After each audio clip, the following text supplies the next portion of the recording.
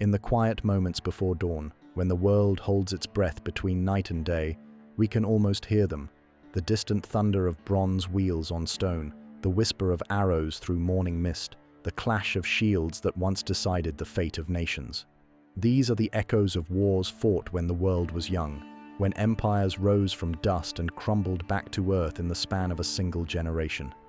Long before our modern world took shape, there existed civilizations of unimaginable grandeur, cities built from massive stone blocks, their walls reaching toward the heavens like prayers carved in limestone, palaces decorated with gold and precious stones, where kings and queens ruled over millions of souls.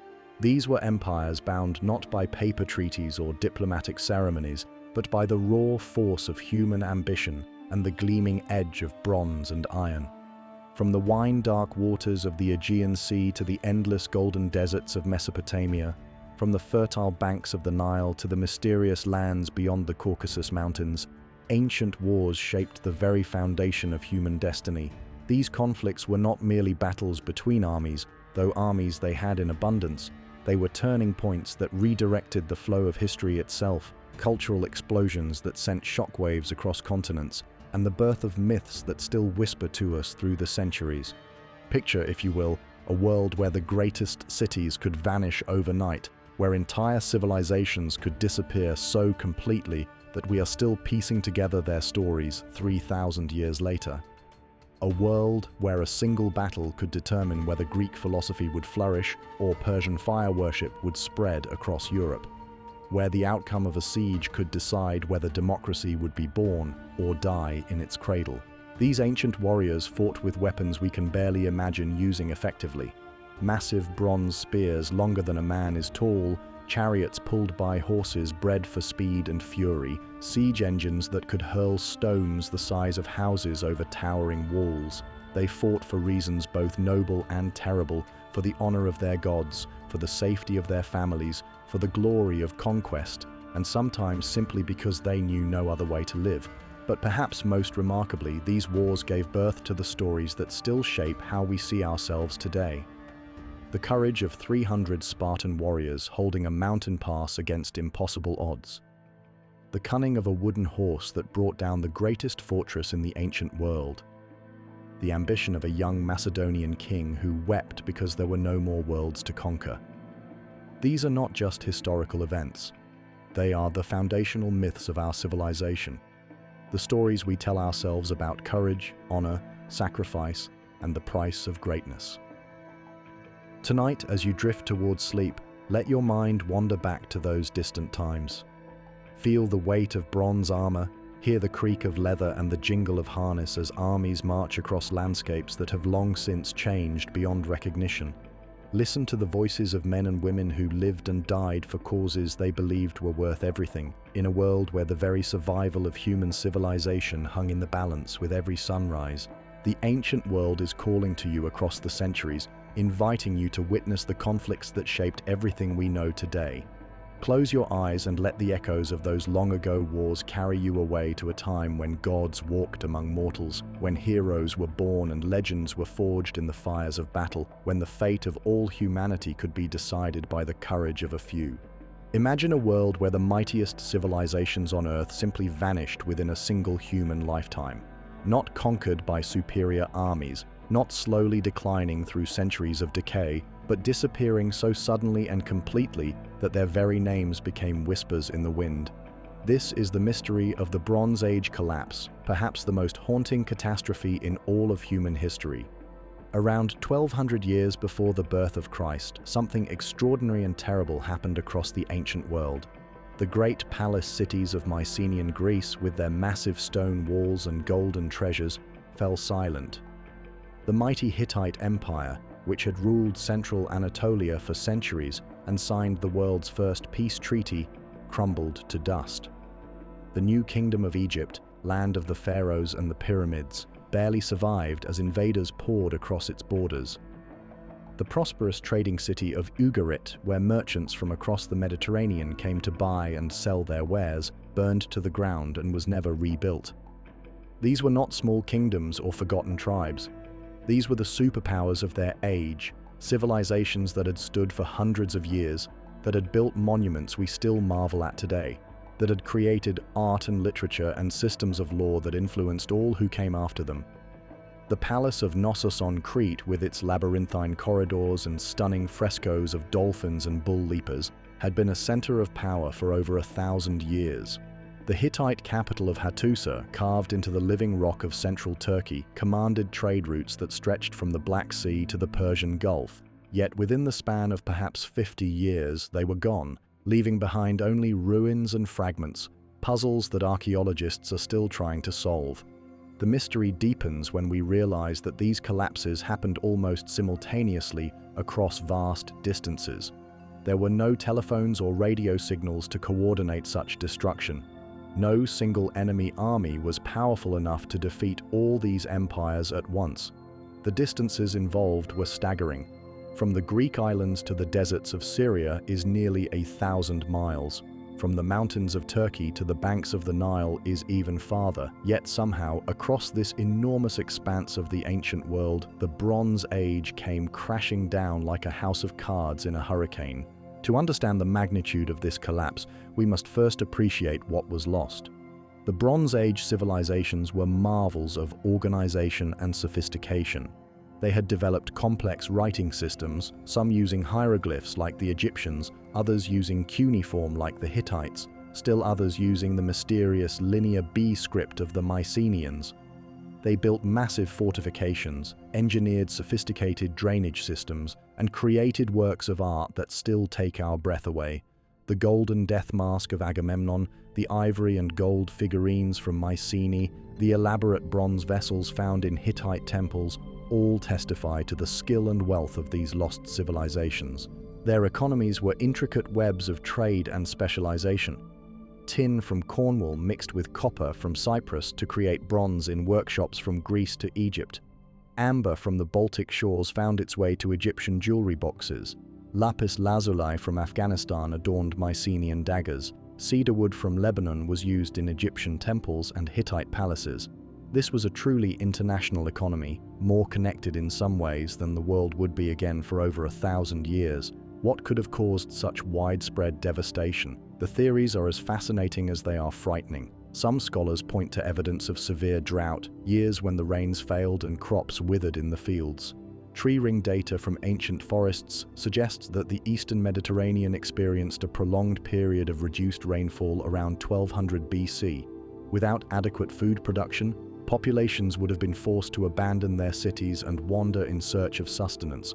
Hungry people become desperate people, and desperation can topple even the mightiest kingdoms. Others suggest that volcanic eruptions or earthquakes shattered the delicate balance of Bronze Age society. The Mediterranean region sits on one of the most geologically active areas on Earth, where tectonic plates grind against each other in a slow-motion collision that has been going on for millions of years. A series of major earthquakes could have brought down palace walls, blocked harbors with debris, and disrupted the careful agricultural systems that fed these civilizations. The psychological impact of such disasters should not be underestimated either. When the earth itself seems to turn against you, when the very ground beneath your feet becomes your enemy, faith in human institutions can crumble as quickly as stone walls. Perhaps most intriguingly, some believe that the Bronze Age world was a victim of its own success. These civilizations had become so specialized, so dependent on complex trade networks and administrative systems, that they were incredibly fragile. Like a spider's web, beautiful and strong when intact, but easily destroyed when a few key threads are broken. The palace-centered economies required constant flows of raw materials, skilled craftsmen, and administrative oversight. When crisis struck, whether from natural disasters or human conflicts, they couldn't adapt quickly enough to survive. The interconnectedness that had been their strength became their weakness. When the tin supply from distant mines was cut off, bronze production stopped. When trade routes were disrupted, cities that had specialized in particular crafts or crops found themselves unable to obtain necessities. The collapse may have spread like a contagion, each failing kingdom dragging down its neighbors in a cascading failure of the ancient world's economic system. Into this chaos came mysterious groups that ancient Egyptian texts call the Sea Peoples. These were not single tribes, but coalitions of displaced populations, perhaps refugees from the collapsing civilizations, perhaps opportunistic raiders taking advantage of the chaos. Their names echo down through history like distant thunder: the Shurden, the Paliset, the Denian, the Shekelesh. Some scholars believe they may have been early Greeks, others think they came from the western Mediterranean, still others suggest they were displaced Anatolians fleeing the collapse of the Hittite Empire. They moved across the Mediterranean in great fleets, attacking coastal cities and settling in lands left empty by the collapse. Egyptian reliefs show them as fearsome warriors with distinctive feathered headdresses and circular shields, accompanied by their families in ox-drawn carts, suggesting these were not mere raiding parties but entire populations on the move. Their bronze weapons and organized tactics overwhelmed the weakened defenses of the surviving kingdoms. The Egyptian pharaoh Ramses III left detailed accounts of his battles with the Sea Peoples, describing how they came in ships without number, how they brought destruction to every land they touched, how they seemed to appear from nowhere like a storm at sea. His artists carved dramatic scenes of naval battles, showing Egyptian ships grappling with the strange vessels of the invaders, archers firing volleys of arrows across the churning waters, soldiers fighting desperately on crowded decks. But the Sea Peoples may have brought something even more revolutionary than military conquest. They carried with them knowledge of ironworking, the secret of forging weapons and tools from this new metal. Iron was harder than bronze, more durable, and most importantly, the raw materials were far more common. A civilization didn't need access to distant tin mines to make iron weapons. Almost every region had iron ore deposits that could be exploited with the right knowledge and techniques. This democratization of military technology may have been the final blow to the old Bronze Age order. The palace economies had controlled bronze production by controlling access to tin and copper, but iron could be made by local blacksmiths using local materials. The monopoly on advanced weaponry that had helped maintain the power of the Bronze Age kings was broken forever. The collapse was not complete everywhere. Egypt survived, though greatly weakened and forever changed. The pharaohs of the New Kingdom had once commanded tribute from across the known world, but their successors ruled over a much reduced realm.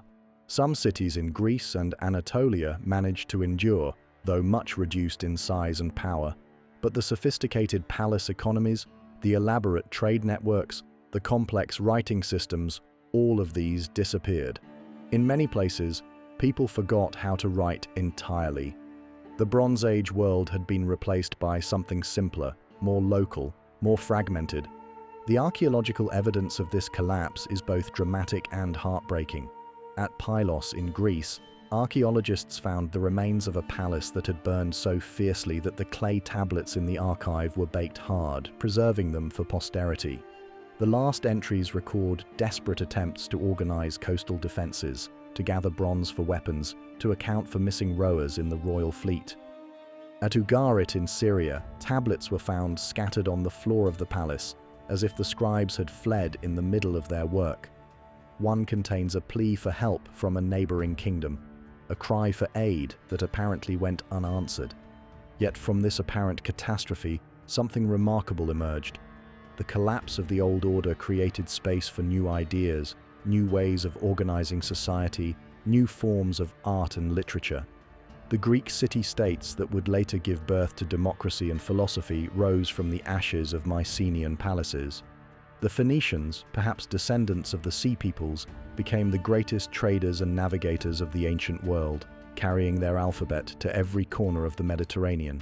The Israelites, emerging from the chaos of the Levant, developed monotheism and gave the world its most influential religious texts.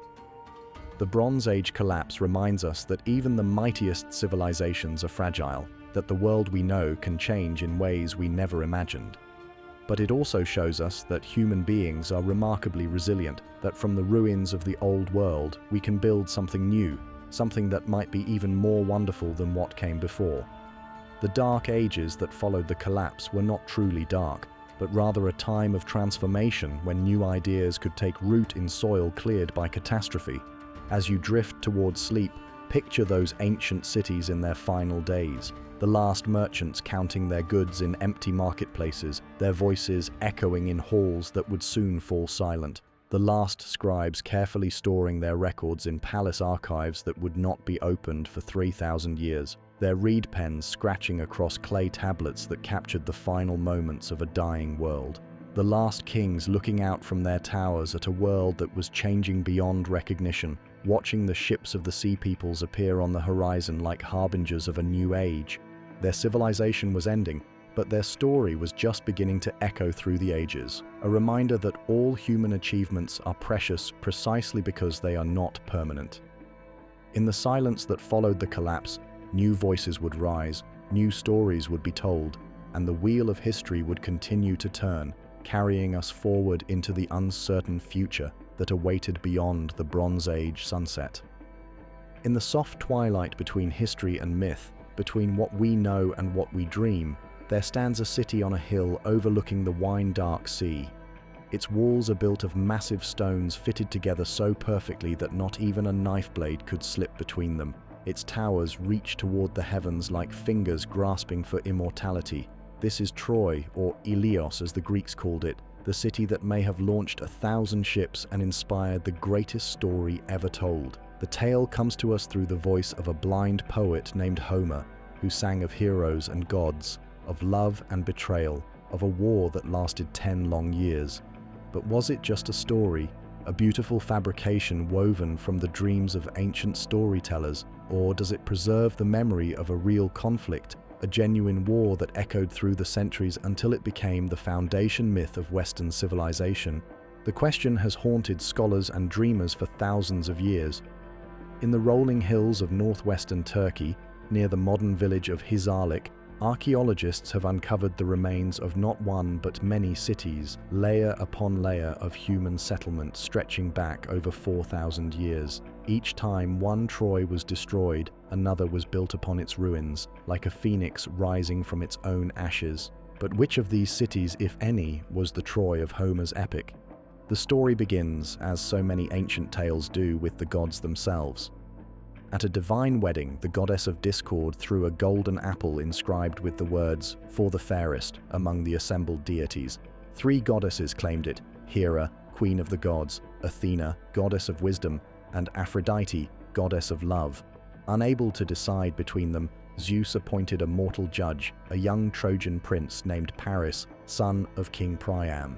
Each goddess offered Paris a bribe for her vote. Hera promised him power over all of Asia. Athena offered him wisdom and victory in battle, but Aphrodite promised him the love of the most beautiful woman in the world, Helen of Sparta. Paris chose Aphrodite, and with that choice he sealed the fate of his city. Helen was already married to Menelaus, king of Sparta and brother of the mighty Agamemnon. When Paris visited Sparta as a guest and sailed away with Helen, whether by seduction or abduction, the poets never quite agreed, he triggered a war that would consume a generation. Menelaus called upon all the Greek kingdoms to honor their oaths and help him recover his wife. From across the Aegean, the ships came, carrying warriors whose names still echo in our dreams. There was Achilles, the greatest warrior who ever lived, swift of foot and terrible in battle, whose rage would be the subject of Homer's Iliad. There was Odysseus, the cunning king of Ithaca, whose long journey home would inspire the Odyssey. There was Ajax, strong as a tower, and Diomedes, beloved of Athena, and hundreds of other heroes whose deeds were sung around ancient fires. But what was the reality behind these mythic names? The world of the Trojan War, as Homer described it, was the world of the Late Bronze Age, the same period that saw the collapse of the Mycenaean palaces and the mysterious invasions of the Sea Peoples. This was a time when warrior kings ruled from massive fortified palaces, when bronze weapons gleamed in the Mediterranean sun, when complex trade networks connected distant lands. Archaeological evidence from Troy suggests that the city was indeed a major power in the Late Bronze Age. The ruins of what scholars call Troy 6 show evidence of massive fortifications, large public buildings, and extensive trade connections. Pottery from across the ancient world has been found in the ruins, suggesting that Troy was a wealthy commercial center, perhaps controlling the vital trade routes between Europe and Asia. The location of Troy was perfect for such a role. The city sat on a hill overlooking the Hellespont, the narrow strait that connects the Aegean Sea to the Black Sea. Any ship traveling between these two bodies of water would have to pass within sight of Troy's walls. In an age before reliable navigation instruments, ships often had to wait for favorable winds, giving the Trojans ample opportunity to tax their passage or offer them supplies and protection. This strategic position may have made Troy wealthy, but it also made it a target.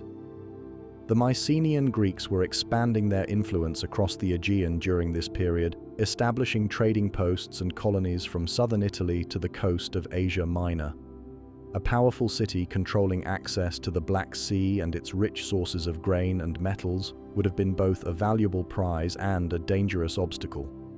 The warfare described in Homer's epics matches what we know about late Bronze Age military practices. The emphasis on individual combat between aristocratic warriors, the use of horse-drawn chariots, the bronze weapons and armor, all reflect the realities of warfare in the 13th century before Christ. The poet's descriptions of shields and spears, of siege tactics and naval battles show a detailed knowledge of military technology that suggests the stories preserved genuine memories of ancient warfare. Yet the Trojan War, as Homer tells it, is clearly more than simple history. The gods intervene directly in the fighting, taking sides and manipulating events. Warriors perform superhuman feats, hurling massive stones and fighting all day without tiring. The war lasts exactly 10 years, a suspiciously round number that suggests mythic rather than historical thinking. Perhaps the truth lies somewhere between pure myth and pure history. The Trojan War may have been a real conflict, but one that was transformed by centuries of oral tradition into something larger than life. A trade dispute or territorial war may have grown in the telling until it became a clash of civilizations, a battle between East and West that would echo through all of subsequent history. The archaeological evidence is tantalizing but ambiguous. Troy 6, the level that most closely matches the period of the legendary war, shows signs of violent destruction around 1200 BC, the same time as the Bronze Age collapse. But was this destruction the result of Greek conquest, or was it part of the same mysterious catastrophe that brought down the Mycenaean palaces? The German archaeologist Heinrich Schliemann, who first excavated Troy in the 1870s, was convinced he had found the city of Priam. His dramatic discoveries, including a cache of golden jewelry he claimed belonged to Helen herself, captured the imagination of the world, but Schliemann's methods were crude by modern standards, and his interpretations were often influenced more by his desire to prove Homer's accuracy than by careful analysis of the evidence. Later excavations have been more cautious but no less fascinating. They have revealed that Troy was indeed a major city during the late Bronze Age, with impressive fortifications and evidence of wealth and international connections. But they have also shown that the city was destroyed and rebuilt many times, making it difficult to identify any single destruction with the legendary war. The mystery deepens when we consider the broader context of the late Bronze Age collapse. If the Trojan War was a real event, it may have been one of the last conflicts of the Bronze Age world, a final clash between the old Mycenaean civilization and the powers of Asia Minor before both were swept away by the mysterious changes that ended the Bronze Age. The Sea Peoples, those enigmatic invaders who appeared in Egyptian records around the same time, may have played a role in the story. Some scholars have suggested that the legendary Greek expedition to Troy was actually part of the same population movements that brought the Sea Peoples to the Eastern Mediterranean. The heroes of Homer's epics may have been among the last representatives of the Mycenaean world, fighting desperately to maintain their civilization's influence even as it crumbled behind them. Whatever the historical truth, the Trojan War became something far more important than any single conflict. It became the foundational myth of Greek civilization, the story that explained who they were and where they came from. Every Greek city claimed to have sent warriors to Troy. Every noble family traced their ancestry back to the heroes who fought on the windy plains of Ilios. The war also became a meditation on the costs of conflict, on the price of glory, and the tragedy of human ambition. Homer's Iliad is not a celebration of war, but a profound examination of its consequences. The death of Hector, the noblest of the Trojan heroes, is one of the most moving scenes in all of literature. The grief of his father Priam, the sorrow of his wife Andromache, the waste of so much young life, all serve to remind us that war, however glorious, is ultimately a human tragedy. The story of the Trojan War also gave birth to one of the most enduring symbols in all of literature, the Trojan horse. After 10 years of siege, the Greeks finally conquered Troy through cunning rather than strength. They built a massive wooden horse, hid their best warriors inside it, and left it as an offering to the gods before sailing away. The Trojans, believing they had won, brought the horse inside their city walls. That night, the hidden Greeks emerged and opened the gates for their returning army. Whether this story has any historical basis is impossible to say, but it captures something essential about the nature of conflict and the power of deception. The Trojan horse has become a metaphor for any gift that conceals danger, any victory won through trickery rather than honest combat. It reminds us that in war, as in life, things are not always what they seem. The fall of Troy, as Homer tells it, was not just the end of a war, but the end of an age. The heroes who survived the conflict scattered to the winds, some like Odysseus wandering for years before finding their way home, others like Aeneas carrying the gods of Troy to distant lands where they would found new cities. The Bronze Age world of palaces and warrior kings was passing away, replaced by something smaller, more fragmented, but perhaps more human. As you drift towards sleep, picture the walls of Troy rising from the Turkish hillside in the golden light of dawn. See the Greek ships drawn up on the beach, their bronze prows gleaming in the morning sun. Hear the clash of weapons on the windy plain, the cries of warriors, the laments of women. Feel the weight of history and legend intertwining, creating a story that has outlasted empires and will outlast us all. The Trojan War may have been history, or it may have been myth, but it was certainly something more. It was the birth of storytelling itself, the moment when human beings first discovered that the greatest truths are not always the most factual ones, that sometimes a beautiful lie can capture more of reality than a mundane truth. In the ruins of Troy, we find not just the remains of an ancient city, but the birthplace of the human imagination. In the golden light of an ancient Syrian dawn, 1300 years before the birth of Christ, the greatest chariot battle in all of human history was about to unfold. Across the rolling plains near the city of Carthage, two mighty empires prepared to clash in a conflict that would echo through the ages. This was not merely a battle between armies, but a collision between two entire civilizations, each representing a different vision of how the world should be ordered. On one side stood the forces of Egypt, led by the young pharaoh Ramses II, a man who would later be called Ramses the Great. He was barely 25 years old, tall and powerful, with the bearing of one born to rule the mightiest kingdom on earth. The blood of gods flowed in his veins, or so his people believed, and he wore the double crown of Upper and Lower Egypt with the confidence of divine right. Behind him marched the finest army the Nile had ever produced, 20,000 men organized into 4 great divisions named after the gods Ra, Ptah, Seth, and Amun. On the other side waited the forces of the Hittite Empire, commanded by King Muwatalli II, ruler of the land of 1,000 gods. The Hittites controlled vast territories stretching from the Black Sea to the borders of Mesopotamia, masters of ironworking and horse breeding, inheritors of traditions that reached back to the dawn of civilization. Their capital at Hattusa was carved from living rock, its massive walls rising like cliffs from the Anatolian plateau. Muwatalli had gathered the largest army ever assembled in the ancient Near East, 50,000 warriors drawn from across his empire and allied kingdoms. The stakes could not have been higher. For generations, these two superpowers had been expanding toward each other across the map of the ancient world, like two great waves approaching collision. Egypt, with its endless wealth drawn from the fertile Nile Valley, had pushed northward into Syria and Palestine, claiming dominion over the crossroads of 3 continents. The Hittites, masters of the Anatolian highlands, had expanded southward into the same regions, bringing with them their superior iron weapons and their fierce warrior culture. Between them lay the city of Kadesh, perched on a hill beside the Orontes River in what is now Syria. This was no ordinary city, but a strategic prize of immense value, controlling the trade routes that connected Egypt to Mesopotamia and Anatolia. Whoever held Kadesh controlled the flow of goods and armies between the great civilizations of the ancient world. It was worth a war, worth the gamble of empire itself. The pharaoh Ramses had spent months preparing for this campaign, gathering supplies and warriors from the length of the Nile. Egyptian scribes recorded every detail: the number of horses, the weight of bronze weapons, the quantities of grain and dried fish needed to feed an army on the march. The preparations were elaborate beyond imagination, for this was how pharaohs made war, with the methodical precision of gods ordering the universe.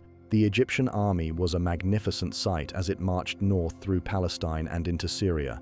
At its heart were the war chariots, perhaps 2,000 of them, each pulled by 2 carefully trained horses and carrying a driver and an archer. These chariots were marvels of Bronze Age engineering, their wooden frames reinforced with bronze and leather, their wheels spinning like golden discs in the desert sun. The pharaoh's own chariot was covered in gold and electrum, its horses wearing plumes of ostrich feathers that danced in the wind. Around the chariots marched the infantry, professional soldiers armed with bronze-tipped spears, wooden shields covered in oxhide, and the powerful composite bows that could drive an arrow through bronze armor at 100 paces. Many carried the curved swords called khopesh, weapons that could slice through bone and sinew with devastating efficiency. These were not farmers pressed into service, but career warriors, men who had trained from childhood in the arts of war. But the Hittites were waiting, and they had advantages that the young pharaoh did not fully appreciate. Their chariots were heavier than the Egyptian ones, carrying 3 men instead of 2, with the third warrior wielding a long spear that could outreach Egyptian arrows. More importantly, they had iron weapons, harder and sharper than bronze, giving them a crucial edge in close combat. The Hittites were also fighting on familiar ground, with supply lines that stretched back to their own territory rather than across hundreds of miles of hostile desert. As the Egyptian army approached Kadesh, Ramses received intelligence that seemed almost too good to be true. 2 Bedouin tribesmen were captured and brought before him, claiming to be deserters from the Hittite army. They told the pharaoh that King Muwatalli had withdrawn far to the north, afraid to face the might of Egypt in open battle. The Hittite army, they said, was days away, cowering in the distant city of Aleppo. Ramses believed these reports as perhaps he wanted to believe them. The prospect of an easy victory, of taking Kadesh without a major battle, must have been irresistibly appealing to a young king eager to prove himself worthy of his divine heritage. He ordered his army to accelerate its advance, spreading out the 4 divisions along many miles of road to increase their speed of march. It was a trap, carefully orchestrated by the Hittite intelligence network. The 2 supposed deserters were actually Hittite agents sent to lure the Egyptians into overconfidence and disorder. While Ramses rushed forward with the leading division, believing himself safe from attack, the entire Hittite army was hidden just beyond the hills around Kadesh, waiting like a coiled serpent for the perfect moment to strike. The reality of the situation became clear only when 2 more prisoners were brought before the pharaoh, genuine Hittite scouts who revealed under interrogation that Muwatalli's vast army was concealed barely 2 miles away. The blood must have drained from Ramses' face as he realized how completely he had been deceived. His army was strung out along miles of road with only 1 division close enough to support him. He was outnumbered, outmaneuvered, and about to face the largest chariot force ever assembled in ancient warfare. What happened next was the stuff of legend, though separating fact from propaganda in the ancient accounts is no easy task. The Hittite chariots burst from their concealment like a bronze avalanche, crashing into the scattered Egyptian forces with devastating effect. The division of Ra, caught completely by surprise while making camp, was shattered and scattered to the winds. Egyptian soldiers fled in panic, abandoning their weapons and equipment in a desperate attempt to escape the thundering wheels and flashing spears of the Hittite war machines. For a moment, it seemed as though the greatest pharaoh in Egyptian history might become its greatest failure. The flower of Egyptian nobility lay dead or dying on the Syrian plain, their chariots overturned and burning, their carefully planned campaign dissolving into chaos and retreat. The young Ramses found himself surrounded by enemies, his bodyguard cut down around him, facing the very real possibility of death or capture far from the sacred soil of Egypt. But then something extraordinary happened, something that would be carved into temple walls and recorded in hieroglyphic inscriptions for posterity to marvel at. Whether through courage, desperation, or divine intervention, Ramses rallied his remaining forces for a counterattack that turned the tide of battle. Fighting like a man possessed, perhaps believing that the gods themselves were guiding his chariot, he carved a path through the Hittite lines and managed to regroup his scattered forces. The details of this counterattack vary depending on which version you read. Egyptian accounts describe Ramses single-handedly slaying hundreds of enemies, his arrows never missing their mark, his horses running faster than the wind itself. The pharaoh's own account, carved into the walls of multiple temples, claims that he called upon the god Amun for aid and was granted supernatural strength to overcome impossible odds. More soberly, it seems likely that the arrival of the division of Ptah from the south, combined with a flanking attack by Egyptian allies who had been scattered earlier in the battle, caught the Hittites at a moment when they were busy looting the captured Egyptian camp rather than maintaining their battle formation. The tide of war can turn quickly when disciplined soldiers become a disorganized mob, and the Hittites may have fallen victim to their own initial success. The battle raged throughout the day, chariot against chariot, in the largest mechanized conflict the ancient world had ever seen. The ground shook under thousands of hooves and wheels, the air filled with the thunder of horses, the crack of whips, the whistle of arrows, and the screams of wounded men and animals. Bronze gleamed in the Syrian sun as spears clashed against shields and swords rang against armor in a symphony of violence that echoed across the ancient world. By evening, both armies had fought themselves to exhaustion. The Hittites had withdrawn to the safety of Kadesh's walls, while the Egyptians maintained control of the battlefield but lacked the strength to press their advantage. In purely military terms, the battle was probably a draw, with both sides having suffered heavy casualties and neither achieving their strategic objectives. But in the realm of propaganda and royal prestige, Ramses claimed a complete victory. Egyptian scribes recorded that the pharaoh had defeated the largest army ever assembled, that he had personally slain thousands of enemies, that the cowardly Hittites had begged for mercy and been graciously spared by the magnanimous god-king of Egypt. Temple walls across the Nile Valley were covered with dramatic scenes of the battle, showing Ramses in his golden chariot, larger than life, trampling his enemies beneath his horse's hooves while the gods looked on in approval. The Hittites, for their part, were probably equally satisfied with the outcome.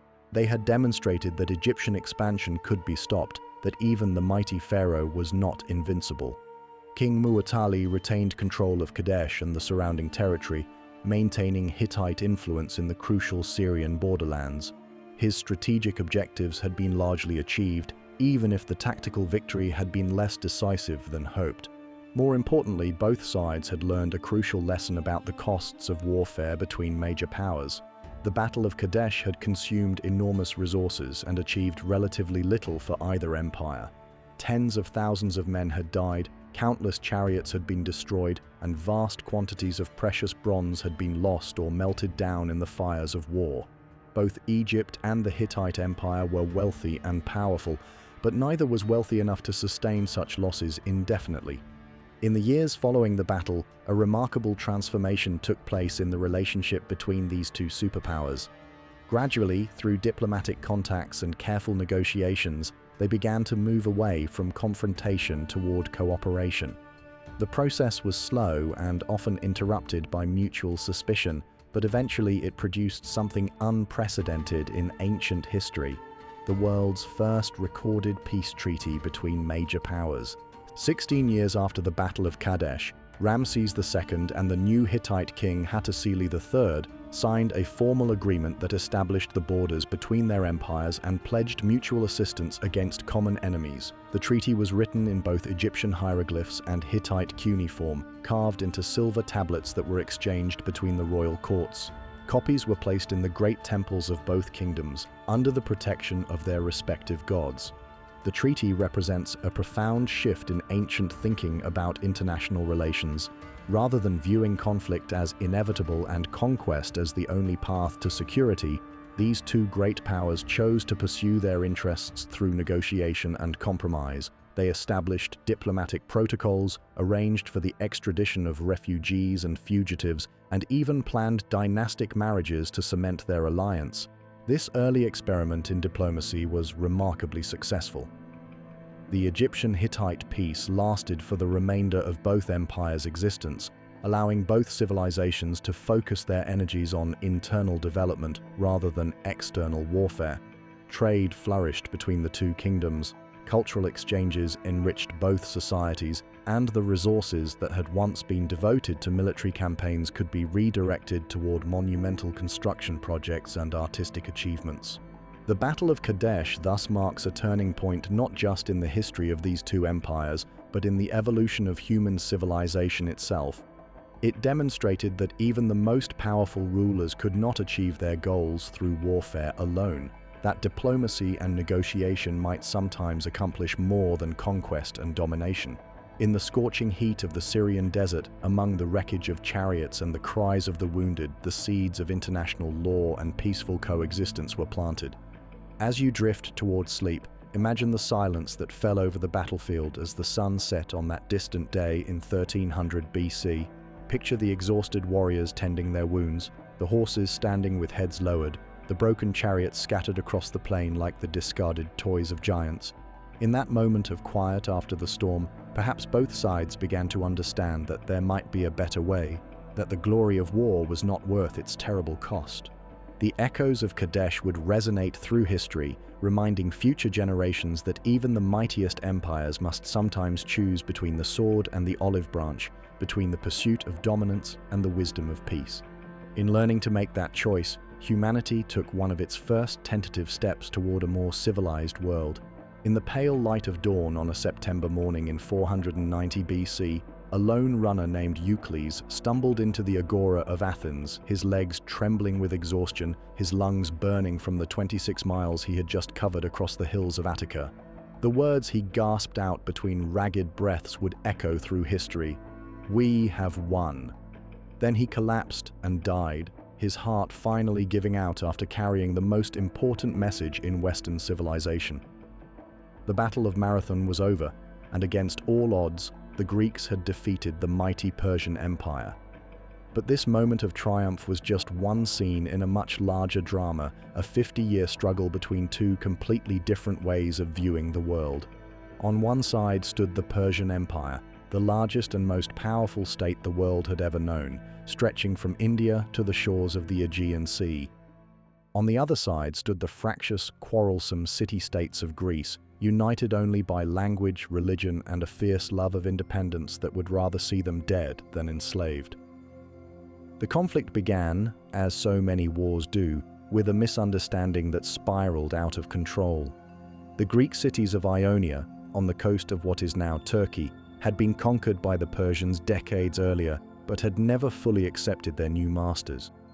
These cities had grown wealthy through trade, their citizens had tasted the wine of freedom, and they chafed under Persian rule like thoroughbred horses forced to pull a plow. In 499 BC, these Ionian cities rose in revolt, seeking to throw off the Persian yoke and reclaim their independence. It should have been a local affair, quickly crushed by Persian satraps and forgotten by history.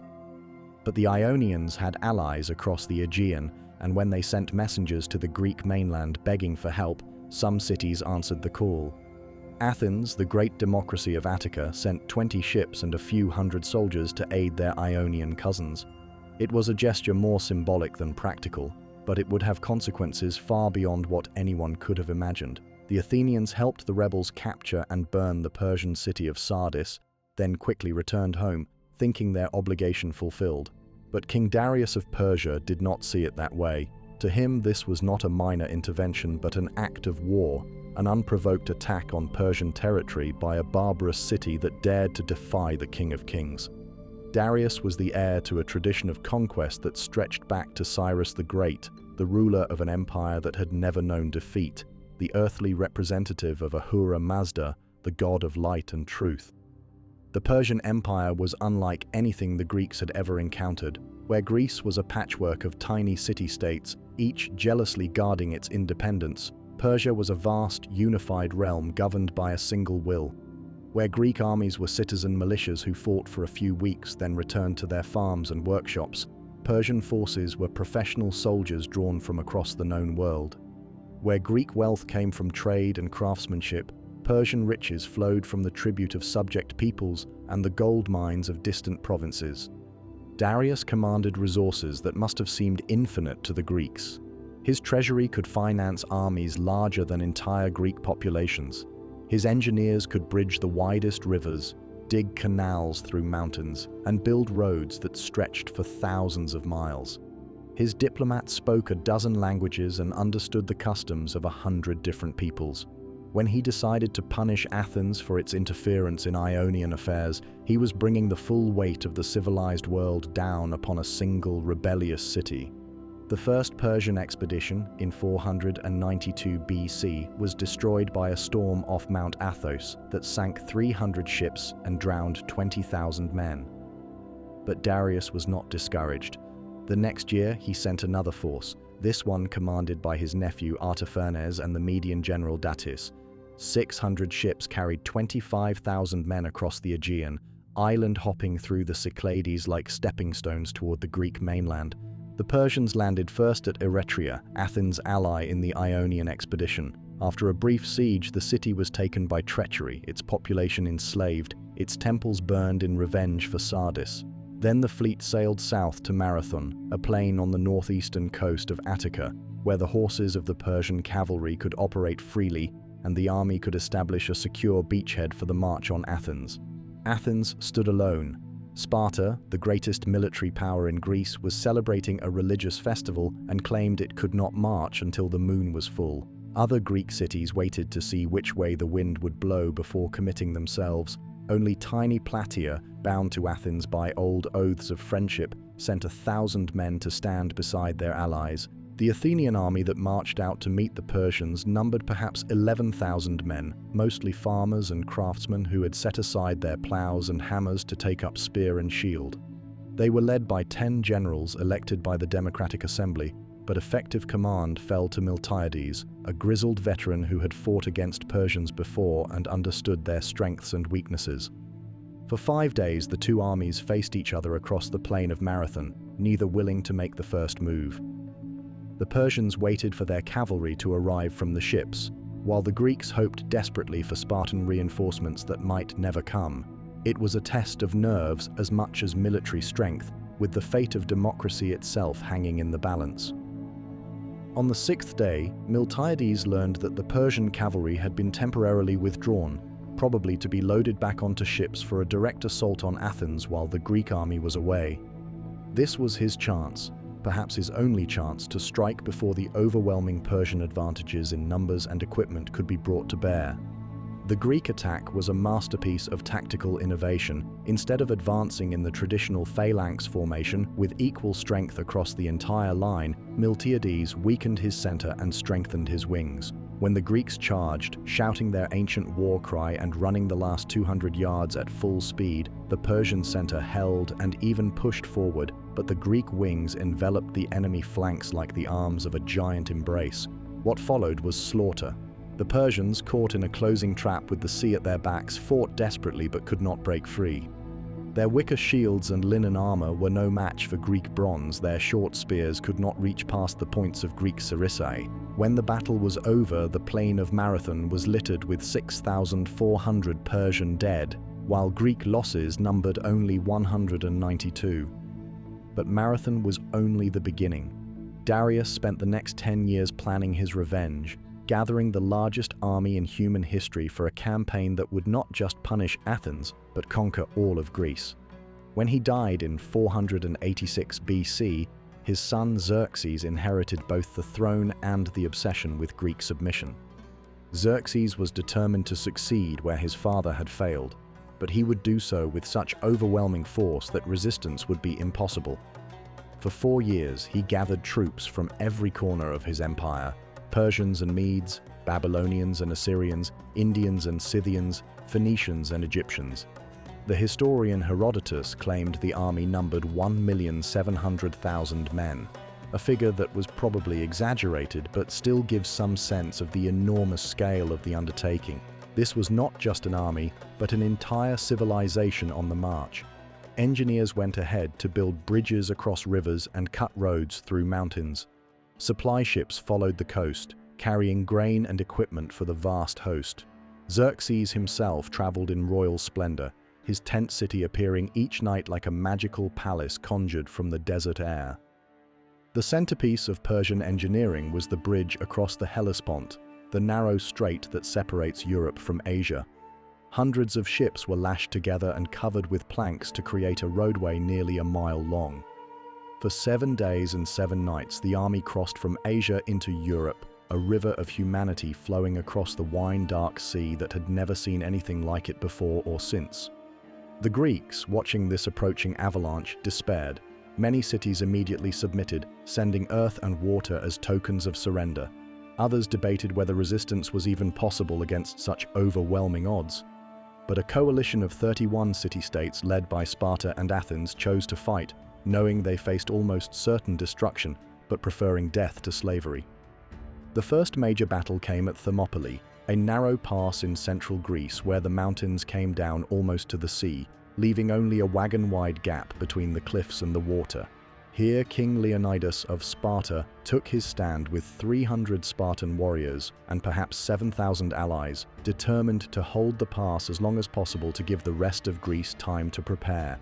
For 3 days, the Spartans held the hot gates, as Thermopylae was called, against wave after wave of Persian attacks. Xerxes sent in his immortals, the elite 10,000 whose ranks were immediately filled whenever a man fell, but even they could not break the Greek line. The narrow pass negated Persian advantages in numbers and cavalry, turning the battle into a grinding test of individual courage and skill at arms. The legend of the 300 Spartans was born in those 3 days, as men who had been trained from childhood for war faced the greatest army the world had ever seen and refused to yield. When Xerxes demanded that they surrender their weapons, Leonidas supposedly replied, "Come and take them." When told that Persian arrows would be so numerous they would blot out the sun, a Spartan warrior named Dienekes answered, "Good, then we will fight in the shade." But legends, however beautiful, cannot hold back the tide of history. A local shepherd, perhaps bribed by Persian gold, showed Xerxes a mountain path that led around the pass. On the 3rd night, Persian troops appeared behind the Greek position, making their stand untenable. Leonidas dismissed most of his allies but kept the 300 Spartans, along with 700 Thespians and 400 Thebans who chose to stay and die with them. The last stand at Thermopylae became one of the defining moments of Western civilization, a testament to the idea that some things are worth more than life itself. Every Spartan died, including their king, but their sacrifice gave meaning to Greek resistance and time for Greek strategy to mature. When news of their deaths reached the rest of Greece, it galvanized rather than demoralized the coalition. The real victory came at sea, in the narrow waters between the island of Salamis and the Attic coast. Here, the Athenian admiral Themistocles used the same tactical principles that had worked at Marathon: negate enemy advantages and fight on ground of your choosing. The Persian fleet, perhaps 1,200 ships strong, was lured into the narrow strait where their superior numbers became a disadvantage and their larger vessels could not maneuver effectively. The Battle of Salamis was won as much by Greek cunning as Greek courage. Themistocles sent a trusted slave to Xerxes with false information, claiming that the Greek fleet was planning to escape during the night and that the Persians could trap them by blocking both ends of the strait. Xerxes fell for the deception, dividing his fleet and positioning it exactly where the Greeks wanted it. When dawn broke over the Saronic Gulf, the Persian ships found themselves in a perfect trap. The swift Greek triremes, bronze-sheathed rams jutting from their prows like the tusks of sea monsters, darted in and out among the crowded Persian vessels, striking and turning away before their enemies could respond. Ship after ship went down in the churning waters, their crews crying out in a dozen different languages as they drowned within sight of their watching king. Xerxes himself witnessed the destruction of his fleet from a golden throne placed on a hilltop overlooking the strait. As he watched his dreams of conquest sinking beneath the waves, he must have understood that the campaign was lost. Without naval support, his vast army could not be supplied so far from home. The next spring, he led most of his forces back to Asia, leaving only a rearguard under his general Mardonius to continue the war. That rearguard was destroyed the following year at Plataea, where the largest Greek army ever assembled, 38,000 strong, met and defeated the last Persian invasion force. The victory was won by Spartan discipline and Athenian innovation working together. The two greatest military traditions of Greece finally united against their common enemy. The wars that had begun with the burning of Sardis ended with the liberation of the Greek cities of Ionia and the emergence of Athens as the dominant naval power in the eastern Mediterranean.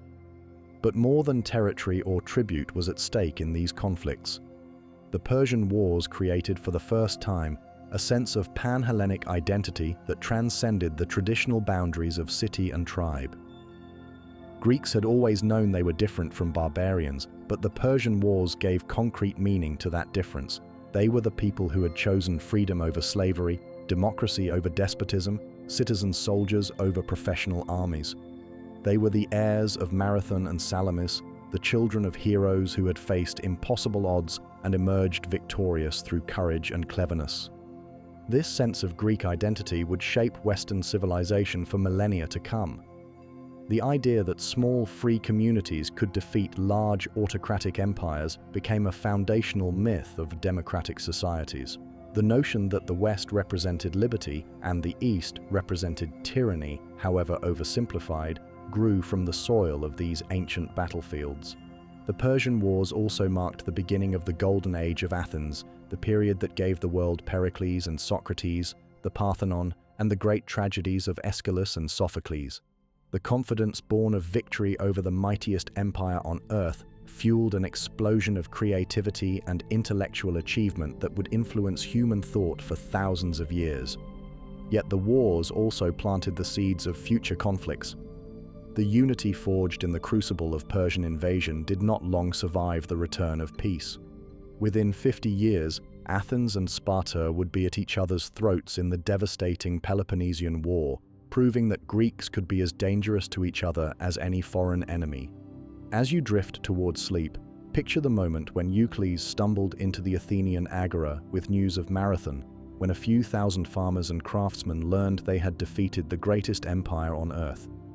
Imagine the silence that must have fallen over the crowd, the disbelief that slowly gave way to wild celebration, the knowledge that they had participated in a miracle that would be remembered as long as humans told stories.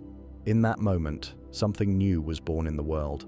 The idea that free people fighting for their homes and their ideals could overcome any odds.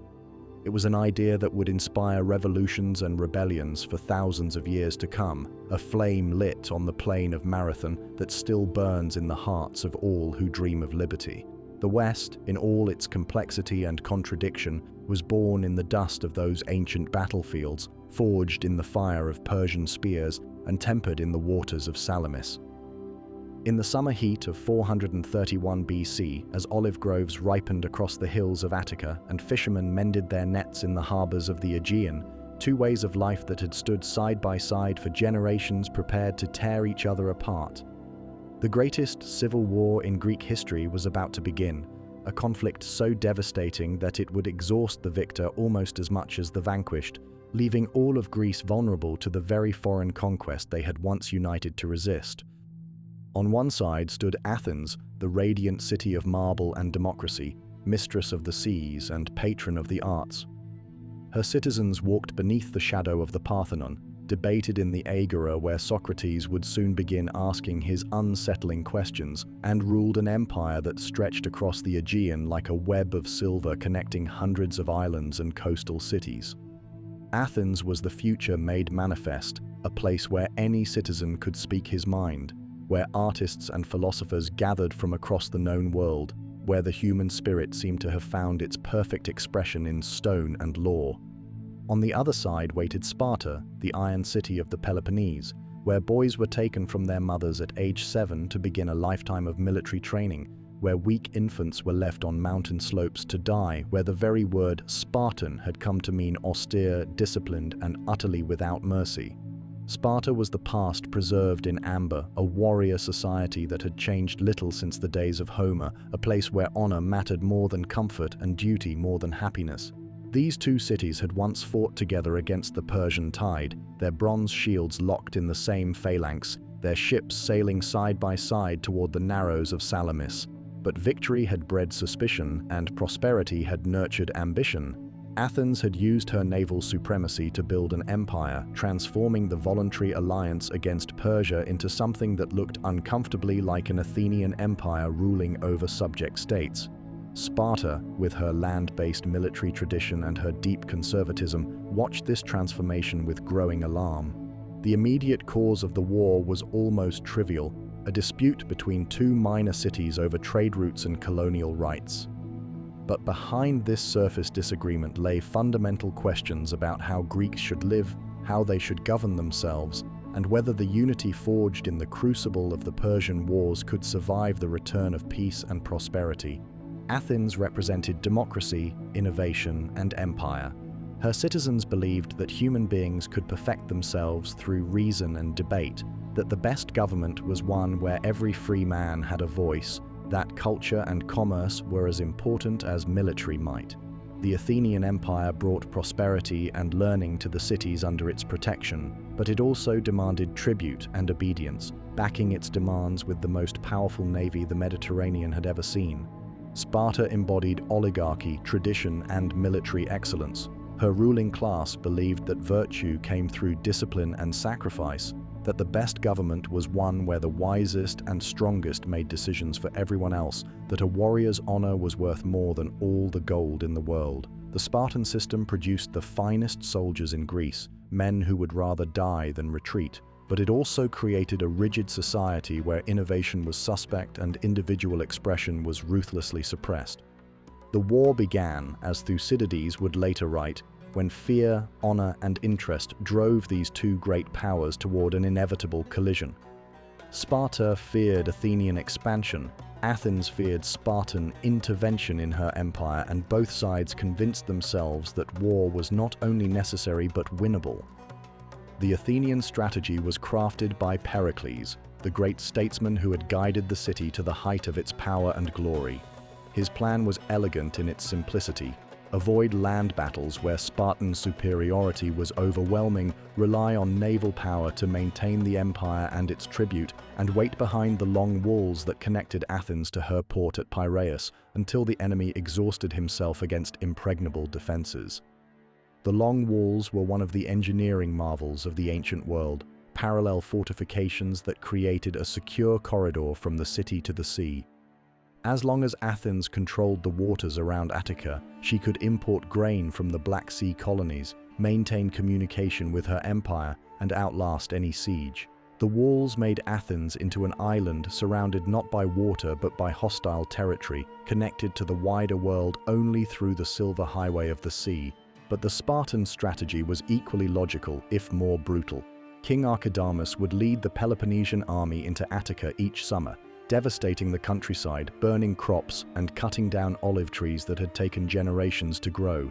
The goal was not to capture Athens directly, but to force the Athenians out from behind their walls to fight the kind of land battle that Spartan hoplites could not lose. For 2 years, this strategy seemed to work exactly as planned. Each spring, the Spartan army would march north from the Peloponnese, their bronze-tipped spears glinting in the morning sun, their red cloaks flowing like blood across the landscape. They would establish camps in the hills around Athens and begin the systematic destruction of everything that made life in Attica possible. The Athenians, following Pericles' orders, would withdraw behind their walls and watch their ancestral lands burn. It was a heartbreaking sacrifice to see olive groves planted by their grandfathers consumed by enemy torches, to abandon farmhouses where their families had lived for generations, to let strangers trample the soil their ancestors had fought and died to defend. But then, in the second year of the war, catastrophe struck Athens from an unexpected direction. A plague, probably carried by ships from Egypt or Ethiopia, swept through the crowded city like fire through dry grass. Within months, perhaps a quarter of the population was dead, including Pericles himself, the architect of Athenian strategy and the embodiment of the city's democratic ideals. Thucydides, who survived the plague himself, left a haunting description of its effects. The breakdown of all social order, the abandonment of religious observances, the desperate pursuit of pleasure by those who expected to die before another season passed. Bodies piled up in the streets, Funeral pyres burned day and night, and the greatest democracy in the world teetered on the edge of complete collapse. The plague changed everything about the war. With Pericles dead and his cautious strategy discredited, power in Athens passed to more aggressive leaders who believed the city could win through bold action rather than patient endurance. Cleon, a leather seller turned politician, argued for bringing the war directly to Sparta's allies. Alcibiades, a brilliant but unstable aristocrat, dreamed of expanding the empire to Sicily and beyond. The war entered a new phase, more vicious and desperate than before. The Athenians established a base on the island of Sphacteria, capturing a force of Spartan hoplites and holding them hostage. For a people who had never surrendered in battle, this was a humiliation beyond endurance. The psychological impact was enormous, proving that even Spartans could be defeated if the right tactics were used. But Sparta adapted, as warriors must if they wished to survive. Under the guidance of Brasidas, one of their most gifted generals, they began fighting the kind of campaign that Athens had thought impossible. A mobile war that struck at the economic foundations of the Athenian Empire rather than seeking decisive battles. Brasidas marched north into Thrace, attacking the cities that supplied Athens with timber and precious metals. His small army moved quickly through the mountains, offering freedom to cities that had chafed under Athenian rule, winning battles through speed and surprise rather than the traditional Spartan reliance on overwhelming force. The climax of this phase of the war came at Amphipolis, a strategic city controlling access to the gold mines of Mount Pangaeum. In the battle for the city, both Brasidas and Cleon were killed, taking with them the most aggressive war leaders on both sides. Their deaths opened the way for a temporary peace, negotiated by more moderate politicians who recognized that the war was consuming both cities without bringing victory to either. But the Peace of Nicias, as it was called, lasted only 6 years. It was broken not by Sparta or Athens directly, but by the ambitions of Alcibiades, who convinced the Athenian assembly to launch the most audacious military expedition in Greek history, the invasion of Sicily. The Sicilian expedition was supposed to be Athens' masterstroke, a bold gamble that would add the wealthy cities of Sicily to the empire and provide the resources needed to crush Sparta once and for all. The largest fleet ever assembled by a Greek city sailed west across the Mediterranean, carrying 40,000 men and the hopes of a democracy drunk on its own success. Instead, the expedition became Athens' greatest disaster.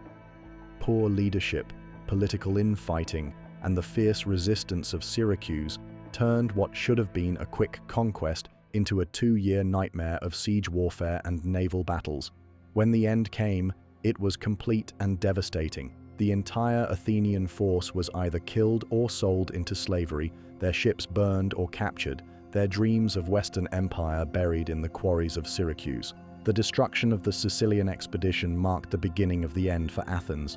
With her best troops dead and her treasury exhausted, she could no longer maintain the empire that had been the foundation of her power. Cities began to revolt, encouraged by Spartan gold and the promise of freedom from Athenian rule. But Athens, like a wounded lion, remained dangerous. For 8 more years, she fought on with a desperate courage that amazed even her enemies. New leaders emerged from the wreckage of the old democracy, men like Alcibiades who had been exiled for impiety but returned to lead the fleet when no one else could be found. The final phase of the war was fought largely at sea, in the straits and islands of the eastern Aegean where Athens had once ruled supreme. Both sides were exhausted, their treasuries empty, their young men dead or crippled. Sparta, never comfortable with naval warfare, accepted Persian gold to build a fleet capable of challenging Athenian supremacy. The irony was bitter and obvious to all who remembered the Persian wars. Sparta, the city that had led the fight for Greek freedom, was now allied with the barbarian empire that had once threatened to enslave all of Greece. Persian satraps provided money and ships, Persian admirals advised Spartan commanders, and Persian gold corrupted Greek politicians who sold their city's independence for immediate advantage. The end came at Aegospotami, on the shore of the Hellespont, where Xerxes had once bridged the gap between Europe and Asia. The Athenian fleet, caught off guard while their crews were foraging for food, was destroyed almost without a fight. 170 ships were captured or sunk, 3,000 Athenian sailors were executed, and the last hope of democratic resistance was extinguished in the waters where the Persian Wars had begun. Athens held out for one more winter, her walls still intact but her spirit broken. When spring came, the city that had once ruled an empire surrendered unconditionally, her long walls demolished, her fleet reduced to 12 ships, her democracy replaced by a Spartan-sponsored oligarchy known as the 30 Tyrants. The Peloponnesian War had lasted 27 years and consumed an entire generation of Greeks. Thucydides, who witnessed and recorded its course, believed it was the greatest disturbance in human history, a conflict that revealed both the heights of human courage and the depths of human cruelty. He wrote his history not just to record what had happened, but to provide lessons for future generations who might face similar choices between power and principle, between imperial ambition and moral restraint. The war's end brought no joy to the victors. Sparta had won, but at a cost that left her almost as exhausted as her defeated enemy. The harsh oligarchy imposed on Athens collapsed within a year, replaced by a restored democracy that was sadder but perhaps wiser than its predecessor. The Greek world that emerged from the war was fractured and suspicious, no longer capable of the unity that had once driven back the Persian tide. Within a generation, a new power would rise in the north, where a kingdom called Macedon was forging a professional army and harboring ambitions that would dwarf even those of imperial Athens. Philip of Macedon and his son Alexander would succeed where both Athens and Sparta had failed, uniting the Greek world under a single ruler and carrying Greek culture to the ends of the known world. But that triumph lay in the future. For now, as the sun set on the classical age of Greece, the lesson of the Peloponnesian War was clear and terrible. Even the greatest civilizations could destroy themselves through pride and ambition. Even the wisest peoples could lose their way when fear and honor demanded more than interest could safely bear. As you drift towards sleep, imagine the silence that fell over the Aegean after Aegospotami, when the greatest democracy in the ancient world realized that its time was ending. Picture the last Athenian triremes limping home to a harbor that would never again see such a mighty fleet, their bronze rams dulled with defeat, their crews mourning for comrades who would never see the olive groves of Attica again. In that silence, perhaps, there was also wisdom, the knowledge that human greatness is always temporary, that even the most perfect societies contain the seeds of their own destruction, and that the price of power is often higher than anyone imagines when the bills finally come due. The Peloponnesian War reminds us that victory and defeat are often just different faces of the same tragedy, and that sometimes the greatest courage lies not in fighting to the end, but in knowing when to stop. In the fading light of a Babylonian sunset, in the year 323 BC, a young man lay dying in a palace that had once belonged to the kings of the world. He was barely 32 years old, yet in his brief life he had achieved something no human being had ever accomplished before or since. He had conquered the known world. His name was Alexander, son of Philip of Macedon, and in 13 years of almost constant warfare, he had built an empire that stretched from the Danube River to the Indus Valley, from the Sahara Desert to the mountains of Central Asia. But empires built by the sword often die with their builders, and as Alexander drew his last breath in the palace of Nebuchadnezzar, the greatest conquest in human history began to crumble. His generals, the men who had followed him across the world, would soon be fighting each other for fragments of his legacy. The unity he had imposed by force of personality would shatter into a dozen warring kingdoms. Yet the world would never be the same, for Alexander had not merely conquered territories, he had spread Greek culture to the ends of the earth and created the first truly global civilization. The story begins not with Alexander but with his father, Philip II of Macedon, a one-eyed king who transformed a backward mountain kingdom into the dominant power in Greece. Philip understood something that had eluded previous Macedonian rulers, that military innovation could overcome traditional disadvantages in numbers and resources. He created the Sarissa phalanx, a formation of infantry armed with spears 20 feet long, twice the length of traditional Greek weapons. When these spears were leveled in battle, they created an impenetrable hedge of bronze points that could overwhelm any enemy formation. But Philip's greatest achievement was not military but educational. he hired the philosopher Aristotle, greatest student of Plato and one of the most brilliant minds of the ancient world, to tutor his son, Alexander. For 3 years, the boy who would become the conqueror of Asia sat at the feet of the man who would systematize human knowledge, learning not just warfare and statecraft, but philosophy, literature, medicine, and natural science. From Aristotle, Alexander learned to see the world as a unified whole, to understand that different peoples might have different customs but shared the same essential humanity. He memorized the poems of Homer, carrying a copy of the Iliad with him throughout his campaigns and sleeping with it under his pillow beside his dagger. The heroes of Troy became his models, and he saw himself as a new Achilles, destined for glory even if it came at the cost of a short life. When Philip was assassinated in 336 BC, possibly by agents of the Persian Empire who feared his planned invasion of Asia, Alexander inherited not just a throne but a dream.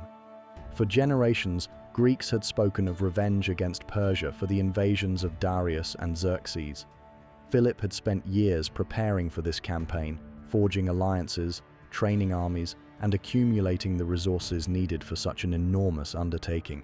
Alexander was only 20 years old when he became king, but he had already proven himself in battle and shown the charismatic leadership that would carry him across the world. He moved swiftly to consolidate his position, crushing rebellions in Greece and establishing his authority over the fractious city-states that had never quite accepted Macedonian hegemony. When the great city of Thebes revolted, Alexander destroyed it completely, selling its population into slavery as a warning to any others who might challenge his rule. In 334 BC, Alexander crossed the Hellespont with an army of 35,000 men, landing at the same spot where the legendary Greeks had begun their assault on Troy 1,000 years earlier. But unlike the heroes of Homer's epic, Alexander's war would not last 10 years. It would last 13, and when it was over, he would control territories that the Trojans could never have imagined. The first major battle came at the river Granicus in northwestern Anatolia, where the Persian satrap of the region had gathered an army to throw the invaders back into the sea.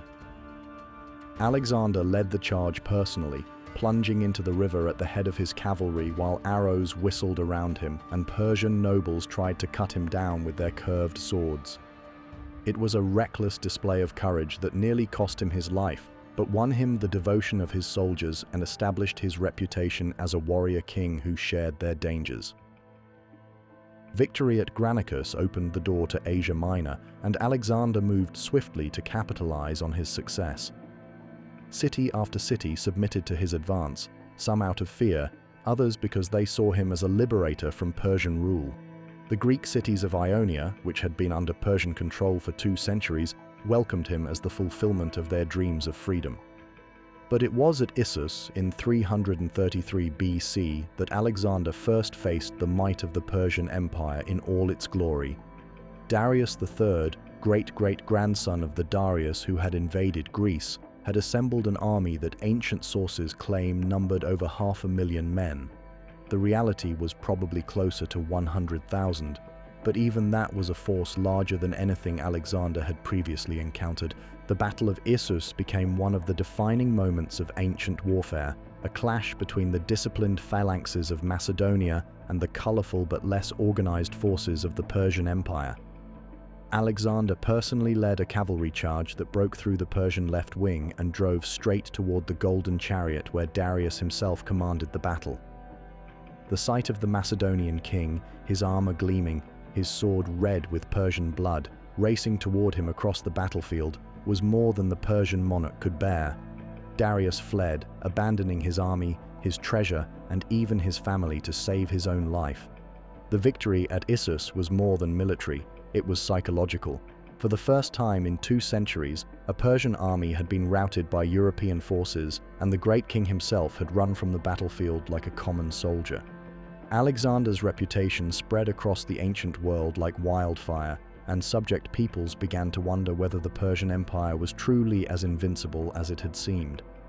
Instead of pursuing Darius immediately, Alexander turned south toward Egypt, the ancient land of the pharaohs that had been under Persian rule for 2 centuries. The Egyptians welcomed him as a liberator, and the priests of Memphis crowned him pharaoh with the full traditional ceremonies. But Alexander was not content with earthly titles. He traveled across the western desert to the oracle of Zeus Ammon at the oasis of Siwa, where the god's priests proclaimed him the son of Zeus himself. Whether Alexander believed this divine proclamation is impossible to say, but he certainly used it to reinforce his authority over both Greeks and barbarians. To his Macedonian soldiers, he remained their king, the man who shared their hardships and led them to victory after victory. To his new subjects in Asia and Africa, he became something more, a god-king in the tradition of the ancient Near East, the rightful ruler of the world by divine appointment. While in Egypt, Alexander founded the first of the many cities that would bear his name, Alexandria. Built on a narrow strip of land between the Mediterranean Sea and Lake Mareotis, with harbors facing both north and south, it was perfectly positioned to become the greatest commercial center in the ancient world. The city Alexander designed would eventually house the famous library and museum that made it the intellectual capital of the Hellenistic world, preserving and transmitting Greek learning for future generations. From Egypt, Alexander marched back into Mesopotamia to settle accounts with Darius once and for all. The final confrontation came at Gaugamela in 331 BC, where Darius had assembled the largest army in Persian history. This time, the great king was determined not to flee. He had chosen the battlefield carefully, a vast plain that gave full scope to his numerical superiority and his feared scythe chariots, vehicles fitted with sharp blades that could cut down infantry formations like wheat before the harvest. But Alexander had learned from previous battles, and his tactics at Gaugamela showed a military genius that has rarely been equaled. Instead of attacking the Persian center where Darius waited with his best troops, Alexander feinted to his right, drawing the Persian left wing out of position, then suddenly wheeled his cavalry and struck at the gap that had opened in the enemy line. It was a maneuver of breathtaking complexity and perfect timing, the kind of battlefield innovation that separates great generals from merely competent ones. The Persian army collapsed like a house of cards, and this time Darius's flight sealed the fate of his empire. Alexander marched unopposed into Babylon, where the priests of Marduk welcomed him as the legitimate successor to Nebuchadnezzar. Then came Susa with its accumulated treasures of centuries, and finally Persepolis, the ceremonial capital of the Persian Empire, where Alexander burned the great palace in revenge for the destruction of Athens 150 years earlier. With the heartland of Persia in his hands, Alexander might have been content to consolidate his conquests and enjoy the fruits of victory. But something drove him onward, an insatiable hunger for new horizons that his soldiers would eventually come to resent. He pursued Darius into the mountains of Central Asia, where the fugitive king was murdered by his own satraps, men who hoped to curry favor with the conqueror by delivering their master's head. Alexander gave Darius a royal funeral, honoring his fallen enemy as a fellow king. But the death of the great king did not end the war. The eastern provinces of the Persian Empire continued to resist, forcing Alexander into a grinding campaign of mountain warfare against enemies who knew every pass and valley of their homeland. It was in these campaigns that Alexander's character began to change, that the idealistic young king who had dreamed of uniting Greek and barbarian began to show signs of the paranoia and megalomania that would mark his final years. The conquest of Central Asia required new tactics and new alliances. Alexander began to adopt Persian customs, wearing Persian dress and requiring his courtiers to perform the Persian ceremony of prostration before his throne. He married Roxana, daughter of a Bactrian chieftain, cementing his alliance with the local nobility, but alienating many of his Macedonian followers who saw this as betrayal of Greek values. The tension between Alexander's universalist vision and his soldiers' ethnic prejudices came to a head in a series of conspiracies and purges that stained the later years of his reign. Philotas, son of his most trusted general Parmenion, was executed on charges of treason, and Parmenion himself was murdered on Alexander's orders to prevent him from avenging his son. Even Clytus, Alexander's foster brother who had saved his life at Granicus, was killed by the king's own hand in a drunken quarrel over Persian customs. But perhaps the most tragic episode was the fate of Callisthenes, Aristotle's nephew and the expedition's official historian. When Callisthenes refused to perform prostration before Alexander, Arguing that such ceremonies were appropriate for barbarians but not for free Greeks, he was arrested on trumped-up charges of conspiracy and died in prison. The idealistic pupil of Aristotle had become a tyrant who brooked no opposition, not even from those who had known him since childhood. Despite these dark episodes, Alexander's vision of a unified world continued to drive him eastward. In 326 BC, he crossed the Indus River and entered the Indian subcontinent, a land so exotic and mysterious that his soldiers believed they had reached the edge of the world. Here he fought his last great battle against King Porus, whose army included war elephants, massive beasts that terrified the Macedonian horses and nearly broke Alexander's cavalry charges. The Battle of the Hydaspes was Alexander's most brilliant tactical achievement, a river crossing under fire followed by a complex battle against an enemy using weapons and tactics unlike anything the Macedonians had previously encountered. But victory came at a terrible cost, and when Alexander announced his intention to march deeper into India, his army finally rebelled.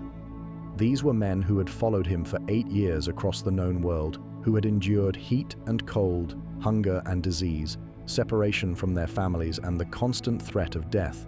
They had had enough. At the river Hyphasis, Alexander's soldiers refused to go further. No amount of pleading or threatening could move them, and for the first time in his life, Alexander was forced to yield to the will of others. He agreed to turn back, but the return journey would prove almost as arduous as the advance. The army was forced to cross the Gedrosian desert, a wasteland so terrible that more men died in those few weeks than in all of Alexander's battles combined. By the time the survivors reached Babylon in 323 BC, Alexander was a changed man. The golden youth who had crossed the Hellespont 9 years earlier had become a suspicious, increasingly isolated figure, prone to fits of rage and haunted by dreams of new conquests. He spoke of marching west to conquer Rome and Carthage, of building a fleet to explore the Western Ocean, of expeditions to discover the sources of the Nile. But his body, weakened by wounds and years of hard campaigning, could no longer support his boundless ambitions. The end came suddenly. After a night of heavy drinking at a banquet in Babylon, Alexander fell ill with a fever that grew steadily worse over the next 2 weeks. Ancient sources suggest everything from malaria to poisoning to alcoholism as possible causes, but the truth is probably simpler. He was exhausted, worn out by 13 years of constant warfare and the superhuman effort of holding together an empire that spanned 3 continents. As he lay dying, his generals asked to whom he left his empire. Alexander's reply, according to legend, was to the strongest. Whether he actually said these words or not, they proved prophetic. Within hours of his death, his empire began to fragment as his successors, the Diadochi or successors, began the wars that would divide his conquests among them. But if Alexander's political empire died with him, his cultural legacy proved far more enduring. He had established dozens of cities across his conquered territories, each serving as a center for the spread of Greek culture, language, and ideas. Greek became the lingua franca of the Eastern Mediterranean and Near East, the language of learning and administration that would survive long after the last Hellenistic kingdom fell to Rome. More importantly, Alexander had created the first truly cosmopolitan civilization, a world where Greek philosophy could encounter Indian mysticism, where Mesopotamian astronomy could blend with Egyptian mathematics, where the barriers between East and West began to break down. The Hellenistic world that emerged from his conquests was richer, more diverse, and more intellectually vibrant than anything that had come before. Alexander's legacy was complex and contradictory, like the man himself. He was a liberator who became a despot, a unifier who sowed the seeds of endless division, a student of philosophy who murdered his critics, a dreamer of human brotherhood who built his empire on the bodies of his enemies. He embodied both the highest aspirations and the darkest impulses of human nature, the eternal tension between the urge to create and the compulsion to destroy. As you drift towards sleep, imagine Alexander in his final moments, lying in the great palace of Babylon while his empire crumbles around him. Picture him as he might have been in those last hours, perhaps remembering the boy who had sat at Aristotle's feet and dreamed of Homer's heroes, wondering whether the price of immortal fame had been worth the cost in human suffering and lost friendships. In the silence of that distant night, as the greatest conqueror in history drew his final breath, the ancient world held its breath as well, knowing that an age was ending and a new one beginning. Alexander had shown that the barriers between peoples and cultures were not insurmountable, that a single vision could reshape the entire world. Whether that vision was noble or terrible, inspiring or cautionary, each generation would have to decide for itself.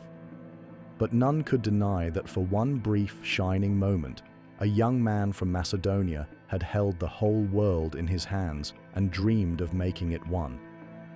In the crystal waters of the Mediterranean, where ancient traders once sailed with purple dye and ivory, where Phoenician ships carried the secrets of the alphabet to distant shores, there arose two cities destined to fight for the mastery of the world. One was Rome, built on 7 hills beside the muddy Tiber, a city of farmers and soldiers who had slowly conquered the Italian peninsula through discipline, determination, and an unshakable belief in their own destiny. The other was Carthage, the gleaming jewel of North Africa, a maritime empire built on trade and wealth, whose ships carried goods from the Atlantic to the Black Sea. For over a century, these two powers circled each other like gladiators in an arena, each knowing that the Mediterranean was not large enough for both. Their struggle would span 3 wars, cost hundreds of thousands of lives, and end with one of the most complete destructions in human history. When the last stone of Carthage was thrown down and salt was sown in its fields, Rome stood alone as master of the ancient world, but the price of victory had changed the Roman character forever. The conflict began, as many great wars do, over a seemingly minor incident in a distant land. In 264 BC, a group of Italian mercenaries called the Mamertines had seized control of the Sicilian city of Messana. When the Syracusans moved to expel them, the Mamertines made simultaneous appeals for help to both Rome and Carthage. It was a choice that would echo through history, for Sicily lay at the crossroads between the Roman and Carthaginian spheres of influence, a strategic prize that neither power could allow the other to control. Rome hesitated. The Senate was reluctant to commit to overseas adventures when there was still work to be done consolidating power in Italy. But the Roman people, assembled in their democratic assemblies, were more eager for the glory and plunder that foreign wars could bring. They voted to send help to the Mamertines, not knowing they were voting for a century of warfare that would transform Rome from a regional Italian power into the master of the Mediterranean world. Carthage was ancient when Rome was still a collection of mud huts on the Tiber. Founded by Phoenician colonists in the 9th century BC, it had grown into the greatest commercial empire the world had ever seen. Carthaginian merchants traded in Britain for tin, in the Baltic for amber, down the African coast for gold and ivory, and across the Sahara for exotic goods from the mysterious lands beyond the desert. Their city was a marvel of engineering and wealth, with harbors that could shelter hundreds of ships, markets that sold goods from every corner of the known world, and temples decorated with treasures that made Roman shrines look poverty-stricken by comparison. But Carthage's strength was also its weakness. It was a nation of traders, not soldiers, dependent on mercenary armies and allied cities rather than the citizen soldiers who formed the backbone of Roman power. When war came, Carthaginian generals could field larger armies and equip them with superior weapons, but they could never match the stubborn determination of Roman legions fighting for their homeland and their honor. The First Punic War began on land but quickly moved to sea, as both powers realized that control of Sicily required control of the waters around it. This presented Rome with an unprecedented challenge, for the Romans were essentially a land power with little naval experience, while Carthage possessed the finest fleet in the Mediterranean and centuries of maritime expertise. Roman ingenuity rose to meet the challenge. Unable to match Carthaginian seamanship, Roman engineers developed a new weapon called the corvus, a boarding bridge that could be lowered onto enemy ships, allowing Roman soldiers to fight at sea as if they were on land. The first great naval battle at Mylae in 260 BC saw this innovation in action as Roman marines stormed across their boarding bridges onto Carthaginian vessels, turning naval combat into hand-to-hand fighting where Roman discipline and swordsmanship could prevail. But the sea was an unforgiving teacher, and Rome learned its lessons at terrible cost. Storm after storm destroyed Roman fleets, sending thousands of sailors to the bottom of the Mediterranean. At one point, Rome lost over 200 ships and 80,000 men in a single tempest off the coast of Sicily. Any other power might have given up, but Rome simply built new fleets, trained new crews, and sent them back to sea. It was this inexhaustible determination, this refusal to acknowledge defeat, that would ultimately wear down even the wealthiest enemies. The war dragged on for 23 years, devastating both sides and achieving little for either. Sicily became a wasteland of burned cities and ruined fields, while the treasuries of both Rome and Carthage were drained to pay for armies and fleets that accomplished nothing decisive. Finally, in 241 BC, the Romans achieved a decisive naval victory at the Aegates Islands, forcing Carthage to sue for peace and abandon Sicily to Roman control. The peace that ended the First Punic War was more of a truce than a genuine settlement.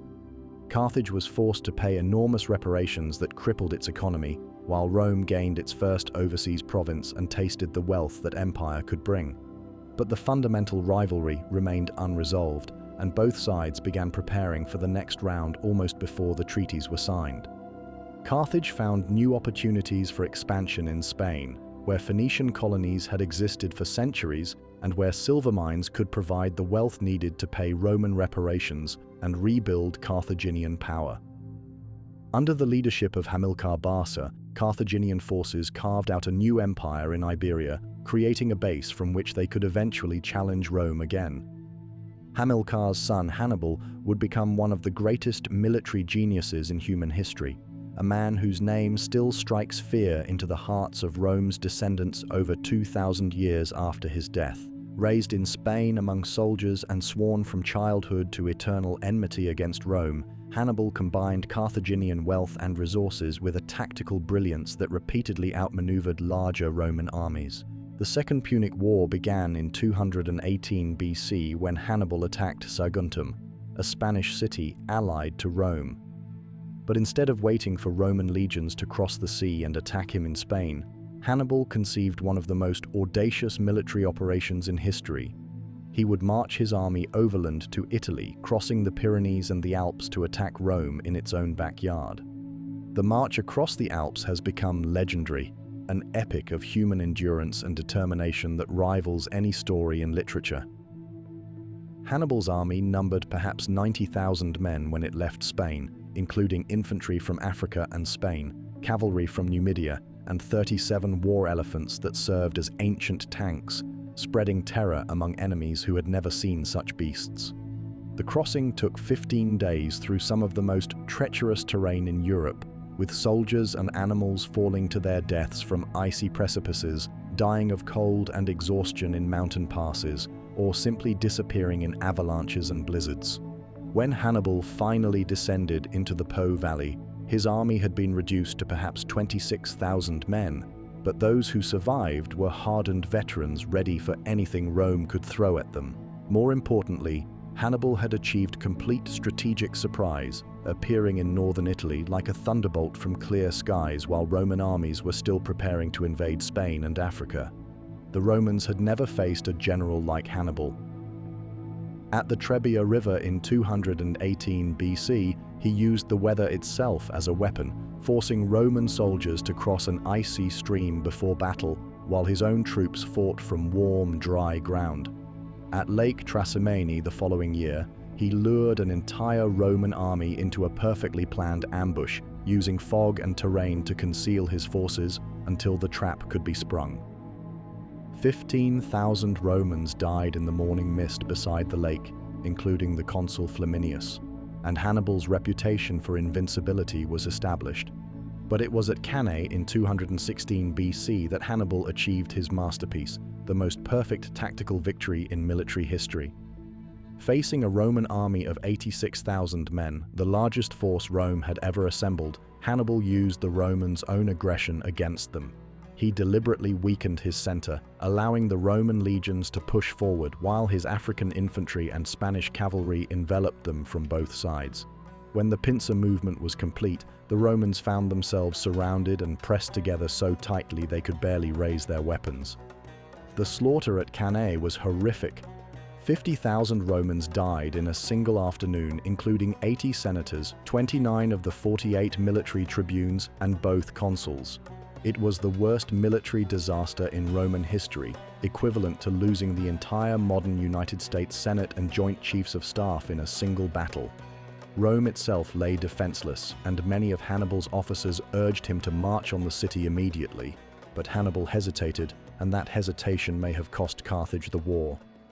Perhaps he lacked the siege equipment necessary to take Rome's massive walls, or perhaps he hoped that his victories would cause Rome's Italian allies to defect and the city to surrender without a siege.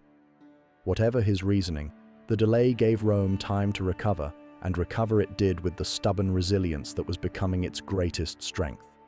Under the leadership of Quintus Fabius Maximus, nicknamed the Delayer, Rome adopted a new strategy of avoiding pitched battles while harassing Hannibal's forces and cutting off his supplies.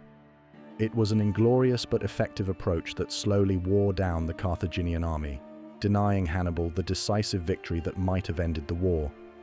Meanwhile, Rome was learning to fight Carthaginian-style warfare.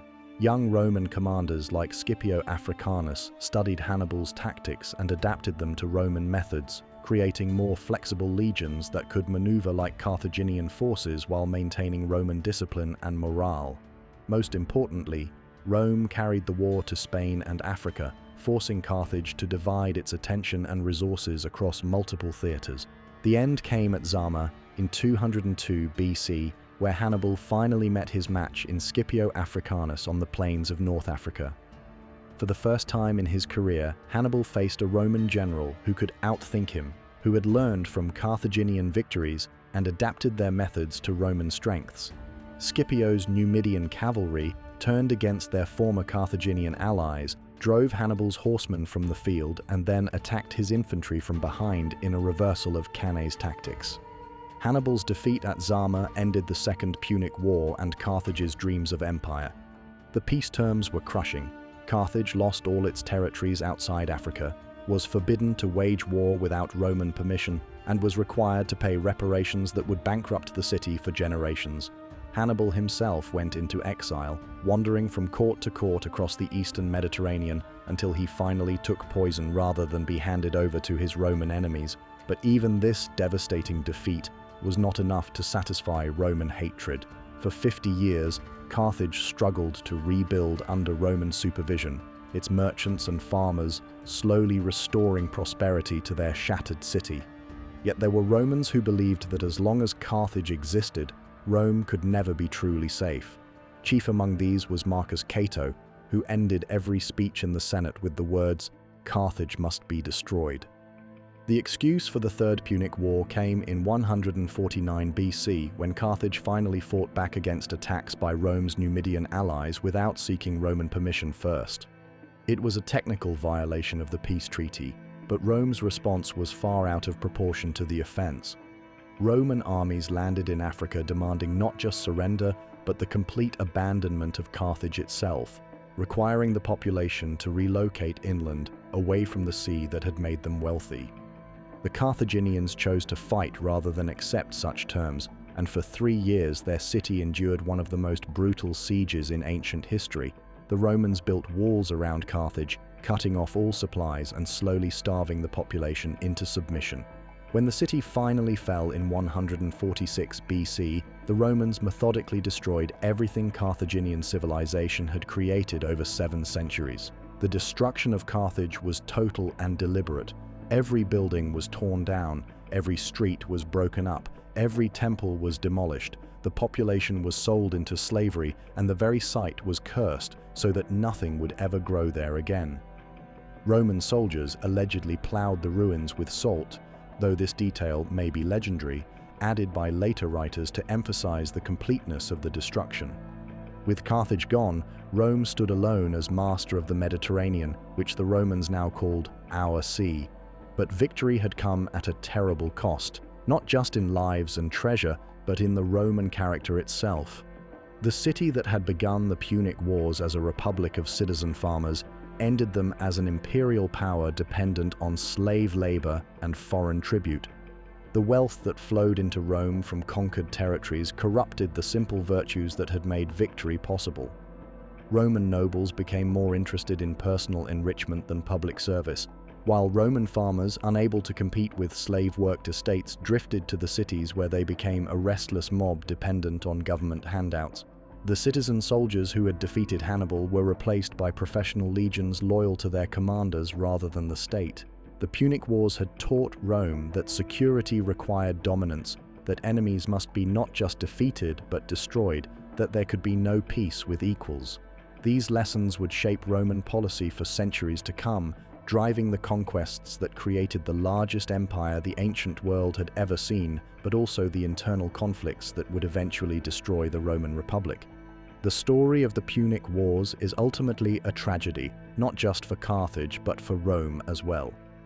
Two great civilizations, each with its own virtues and achievements, destroyed each other in a struggle that neither could afford to lose.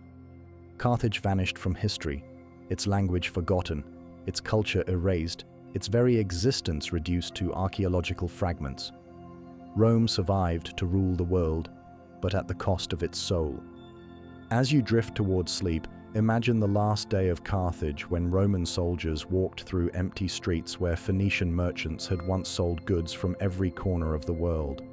Picture the harbor where Carthaginian ships had once set sail for distant lands, now silent and filled with rubble. Think of the children who had played in those streets, the poets who had sung in those halls, the philosophers who had debated in those gardens, all gone as if they had never existed. In the ashes of Carthage, we see both the glory and the horror of human ambition, the price that civilizations pay when they cannot find a way to coexist. The Mediterranean world was united under Roman rule, but it was a unity built on the graves of those who had dared to challenge Roman supremacy. The Punic Wars remind us that in the struggle between nations, victory often proves as destructive as defeat, and that the greatest conquests may come at the cost of our own humanity. On the Ides of March in the year 44 BC, as the morning sun cast long shadows across the marble floors of Pompey's theatre, a man who had conquered more territory than Alexander the Great lay bleeding to death at the foot of a statue honoring his greatest rival. 23 wounds pierced his body, each delivered by senators who claimed they were saving the Roman Republic from tyranny. But as Gaius Julius Caesar breathed his last, surrounded by the daggers of men he had called friends, the Republic died with him, though it would take another 13 years for that death to become apparent to all. Caesar's story begins not with conquest but with debt, not with glory but with the grinding corruption of the Roman political system that had emerged from the ashes of the Punic Wars. By the 1st century BC, the Roman Republic had become an oligarchy where a few wealthy families controlled the state machinery, using public office to enrich themselves while the common people struggled with unemployment, debt, and the loss of their small farms to vast slave-worked estates. The young Caesar, born into an ancient patrician family that had fallen on hard times, understood that in this system only audacity and ruthless ambition could bring success. He borrowed enormous sums to fund the lavish games and public works that would make his name known to the Roman people, gambling his entire future on the belief that political success would eventually bring the wealth needed to pay his creditors. Caesar's early career followed the traditional path of Roman politics, but with a flair for publicity and popular appeal that set him apart from his more conservative colleagues. As aedile, he staged gladiatorial games of unprecedented magnificence. As Pontifex Maximus, he reformed the calendar, creating the Julian calendar that, with minor modifications, we still use today. As praetor in Spain, he campaigned against local tribes with enough success to earn a triumph and the wealth to begin paying off his debts. But it was Caesar's alliance with Pompey the Great and Marcus Crassus that truly launched his career toward its fatal climax. These three men, representing different factions within the Roman elite, formed what historians call the First Triumvirate, a secret agreement to coordinate their efforts in pursuit of mutual benefit. Pompey brought military prestige and the loyalty of his veterans. Crassus provided immense wealth from his business enterprises, and Caesar offered political skill and popular support. Together, they effectively controlled the Roman state, dividing offices and provinces among themselves while marginalizing their opponents through a combination of bribery, intimidation, and legal maneuvering. It was a system that worked brilliantly for the triumvirs, but destroyed the last vestiges of republican government, turning the Senate into a rubber stamp and the assemblies into theater for predetermined decisions. Caesar's consulship in 59 BC was marked by violence and constitutional violations that shocked even Romans accustomed to political corruption. When his colleague Bibulus attempted to oppose his legislation, Caesar's supporters drove him from the forum with physical force. Laws were passed without proper debate, opposition was silenced through threats, and the ancient procedures that had governed Roman politics for centuries were trampled underfoot in the rush to achieve immediate goals. But Caesar's real opportunity came with his appointment as governor of Gaul, the Roman name for what is now France, Belgium, and parts of Germany and Switzerland. Here, far from the watchful eyes of the Senate, he could build the military reputation and personal fortune that would make him invincible in Roman politics. What he accomplished in the 8 years of the Gallic Wars exceeded even his own ambitious expectations. The Gaul that Caesar found in 58 BC was a land of fierce tribes, rich in gold and silver, populated by warriors who had once sacked Rome itself, and whose descendants still struck fear into Roman hearts. These Celtic peoples lived in fortified hilltop towns called oppida, practiced human sacrifice to appease their gods, and maintained a warrior culture that valued courage above life itself. They were divided into dozens of tribes that spent as much time fighting each other as resisting Roman encroachment. Caesar understood that Gallic disunity was Rome's greatest advantage, and he exploited tribal rivalries with the skill of a master diplomatist. He began by intervening in a migration of the Helvetii, a Swiss tribe seeking new lands in western Gaul. Claiming that their movement threatened Roman allies, Caesar defeated them in battle and forced them to return to their original territories, establishing his reputation as a general to be reckoned with.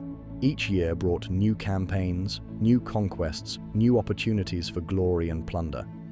Caesar defeated the Germanic chieftain Ariovistus, who had been expanding his influence in eastern Gaul. He crushed the Belgae, a confederation of tribes in what is now Belgium and northern France. He even crossed the Rhine River into Germania, building a bridge in just 10 days to demonstrate Roman engineering prowess and striking fear into tribes that had never seen Roman legions. Perhaps most dramatically, Caesar twice invaded Britain, the mysterious island beyond the ocean that marked the edge of the world in Roman imagination. These expeditions were more symbolic than strategic, designed to enhance Caesar's reputation as a conqueror who dared to venture where no Roman had gone before. The sight of Roman eagles planted on British beaches, of legions marching through the realm of the Druids, captured the Roman imagination and made Caesar's name legendary throughout the Mediterranean world. But Caesar's greatest test came in 52 BC, when a young Gallic chieftain named Vercingetorix united the tribes in a massive rebellion against Roman rule. This was no longer a series of separate campaigns against isolated enemies, but a genuine war of liberation, fought by an entire people determined to throw off the Roman yoke. Vercingetorix proved to be a formidable opponent, combining traditional Celtic courage with innovative tactics designed specifically to counter Roman advantages. The climax of this great rebellion came at Alesia, a hilltop fortress where Vercingetorix and his warriors made their final stand. Caesar's siege of Alesia became one of the most famous military operations in history, a masterpiece of engineering and strategy that demonstrated the full power of Roman military science. Caesar built not one but two sets of fortifications, an inner wall to contain the besieged Gauls and an outer wall to protect his own forces from the relief army that was marching to Alesia's aid. For weeks, the Romans found themselves besieged and besieging simultaneously, caught between the desperate sorties of Vercingetorix's warriors and the attacks of the Gallic relief force. Food ran short, morale wavered, and there were moments when it seemed Caesar's entire army might be destroyed in the hills of central Gaul. But Roman discipline and Caesar's personal leadership held firm, and when the final assault came, it was the Gauls who broke and fled, leaving their hero Vercingetorix to surrender himself to save his people from further slaughter. The conquest of Gaul made Caesar fabulously wealthy and gave him the veteran legions that would prove decisive in the civil war to come. But more importantly, it established him as a military genius comparable to Alexander the Great, a conqueror who had added territory the size of modern France to the Roman Empire and demonstrated that no enemy, however brave or numerous, could stand against Roman arms when properly led. Caesar's writings about the Gallic Wars, composed in the third person with a historian's pretense to objectivity, became classics of Latin literature and masterpieces of political propaganda. They portrayed the author as a reluctant warrior forced to defend Roman interests against barbarian aggression, a civilizer bringing law and order to chaotic lands, a protector of Gallic allies against Germanic invaders. The reality was more complex and brutal, involving the enslavement of hundreds of thousands and the destruction of entire peoples, but Caesar's literary skill transformed conquest into liberation and massacre into civilization. While Caesar was winning glory in Gaul, the political situation in Rome was deteriorating rapidly. The triumvirate had collapsed with Crassus's death in 53 BC, killed along with most of his army in a disastrous campaign against the Parthians. Without Crassus to mediate between them, Caesar and Pompey drifted toward open conflict, each suspicious of the other's intentions and convinced that the Roman world was not large enough for both. Pompey, once called the Great for his victories in the East, found himself increasingly aligned with the conservative senators who feared Caesar's popularity and military strength. These men, led by figures like Cato the Younger and Cicero, saw themselves as defenders of republican tradition against the tyrannical ambitions of a would-be king.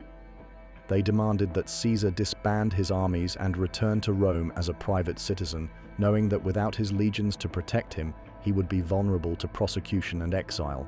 Caesar's response was to offer a compromise. He would dismiss his armies if Pompey would do the same, placing both men on equal footing as they competed for supreme power through legal means.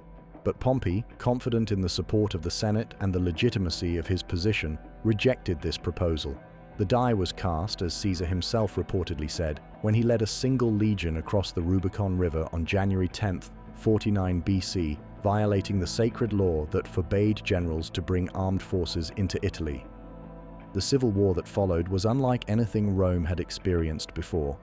This was not a conflict between Romans and foreigners or between social classes, but a struggle between two factions of the ruling elite, each claiming to represent the true interests of the Roman people. Father fought against son, brother against brother, friend against friend, as the bonds that held Roman society together were torn apart by competing loyalties. Caesar's advantages in this conflict were not immediately apparent.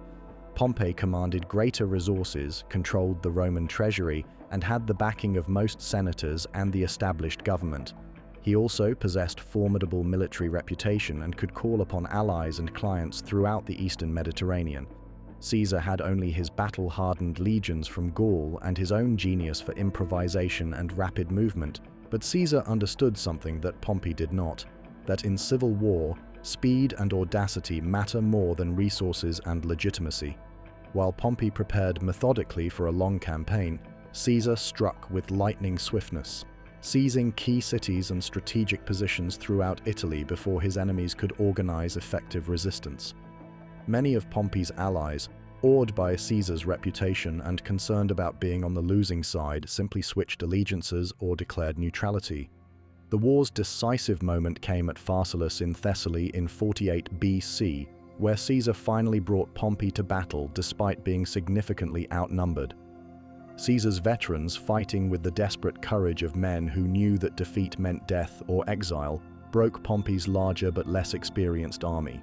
Pompey himself fled to Egypt, hoping to find refuge with the young pharaoh Ptolemy, only to be murdered on the beach by Egyptian courtiers who thought his death would win them Caesar's favor. Caesar's victory at Pharsalus made him master of the Roman world, but it also placed him in an impossible position. The Republic, whose constitution he had sworn to uphold, was effectively dead, destroyed by the very civil war he had fought to protect his own interests. Yet Caesar could not simply restore the old system, for that would mean his own destruction at the hands of enemies who would never forgive his victory. Instead, Caesar embarked on a series of reforms designed to address the fundamental problems that had made civil war inevitable. He reorganized the calendar, reformed the courts, regulated the grain supply, founded colonies for his veterans, and granted citizenship to peoples throughout the empire. He began massive public works projects that provided employment for the urban poor and beautified the city of Rome. He even planned expeditions to conquer Parthia and Britain, dreams of glory that would have made him truly comparable to Alexander.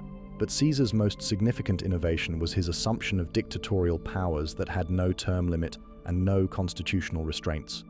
He became dictator perpetuo, dictator for life, wielding authority that exceeded even that of the ancient kings whose expulsion had led to the founding of the Republic 4.5 centuries earlier.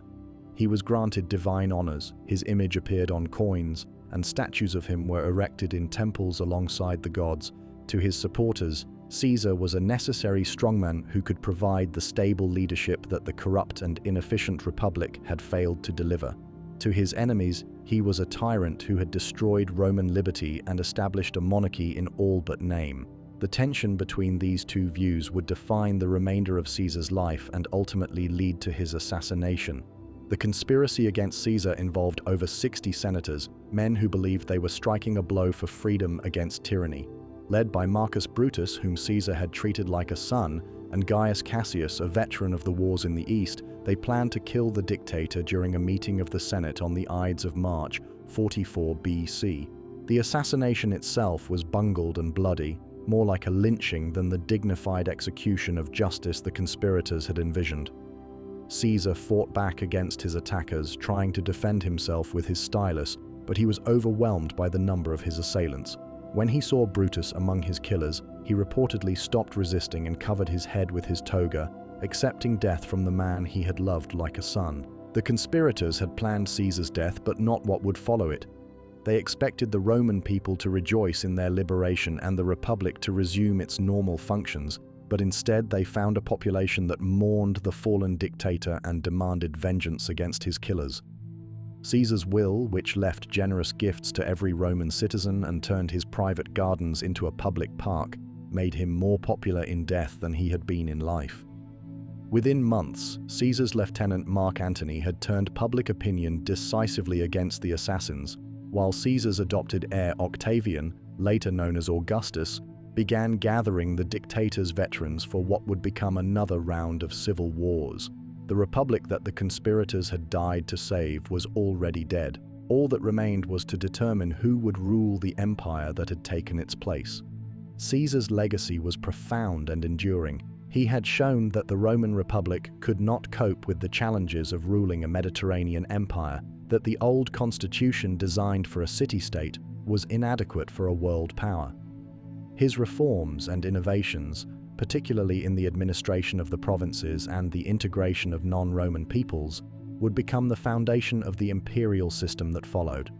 More importantly, Caesar had established the template for the strongman leader who claims to represent the people against a corrupt elite, who promises order and prosperity in exchange for traditional liberties. This Caesarian model would be copied by ambitious men throughout history, from Augustus himself to Napoleon, from Mussolini to modern authoritarian leaders who cloak their power in populist rhetoric. As you drift towards sleep, imagine that final moment in Pompey's theater, when Caesar looked up to see the daggers of men he had trusted, when he realized that his dreams of glory would end not in triumph, but in betrayal. Picture the senators standing over his body, their togas stained with blood, believing they had saved the Republic even as it breathed its last around them. In Caesar's rise and fall, we see the eternal tension between liberty and order, between the chaos of democracy and the efficiency of autocracy. His story reminds us that republics are fragile things, that they can be destroyed not just by foreign enemies but by their own success, and that the price of preserving freedom may sometimes be accepting the very inefficiency and corruption that make strong leaders so appealing. The Roman Republic died with Caesar, but the questions his life and death raised about power, legitimacy, and the price of greatness remain as relevant today as they were on the Ides of March over 2,000 years ago. In the ancient world, no city commanded greater awe or inspired deeper fear than Babylon, the gateway of the gods, whose massive walls rose from the Mesopotamian plain like man-made mountains. For over a millennium, this had been the beating heart of civilization, where the first laws were written, where astronomy was born, where the secrets of mathematics and engineering transformed human understanding of the world. Yet on an October night in 539 BC, as the waters of the Euphrates River ran lower than anyone could remember, the greatest city on earth fell without a battle, conquered not by the sword, but by the river that had given it life. The man responsible for this bloodless conquest was Cyrus II of Persia, known to history as Cyrus the Great, founder of the largest empire the world had yet seen. But to understand the fall of Babylon, we must first understand what Babylon had become in its final years, how the city that had once stood as the pinnacle of human achievement had grown complacent and divided, vulnerable to a conqueror who understood that the greatest victories are won not through destruction but through the promise of something better. Babylon in the 6th century BC was a marvel that stretched the imagination of visitors from across the known world.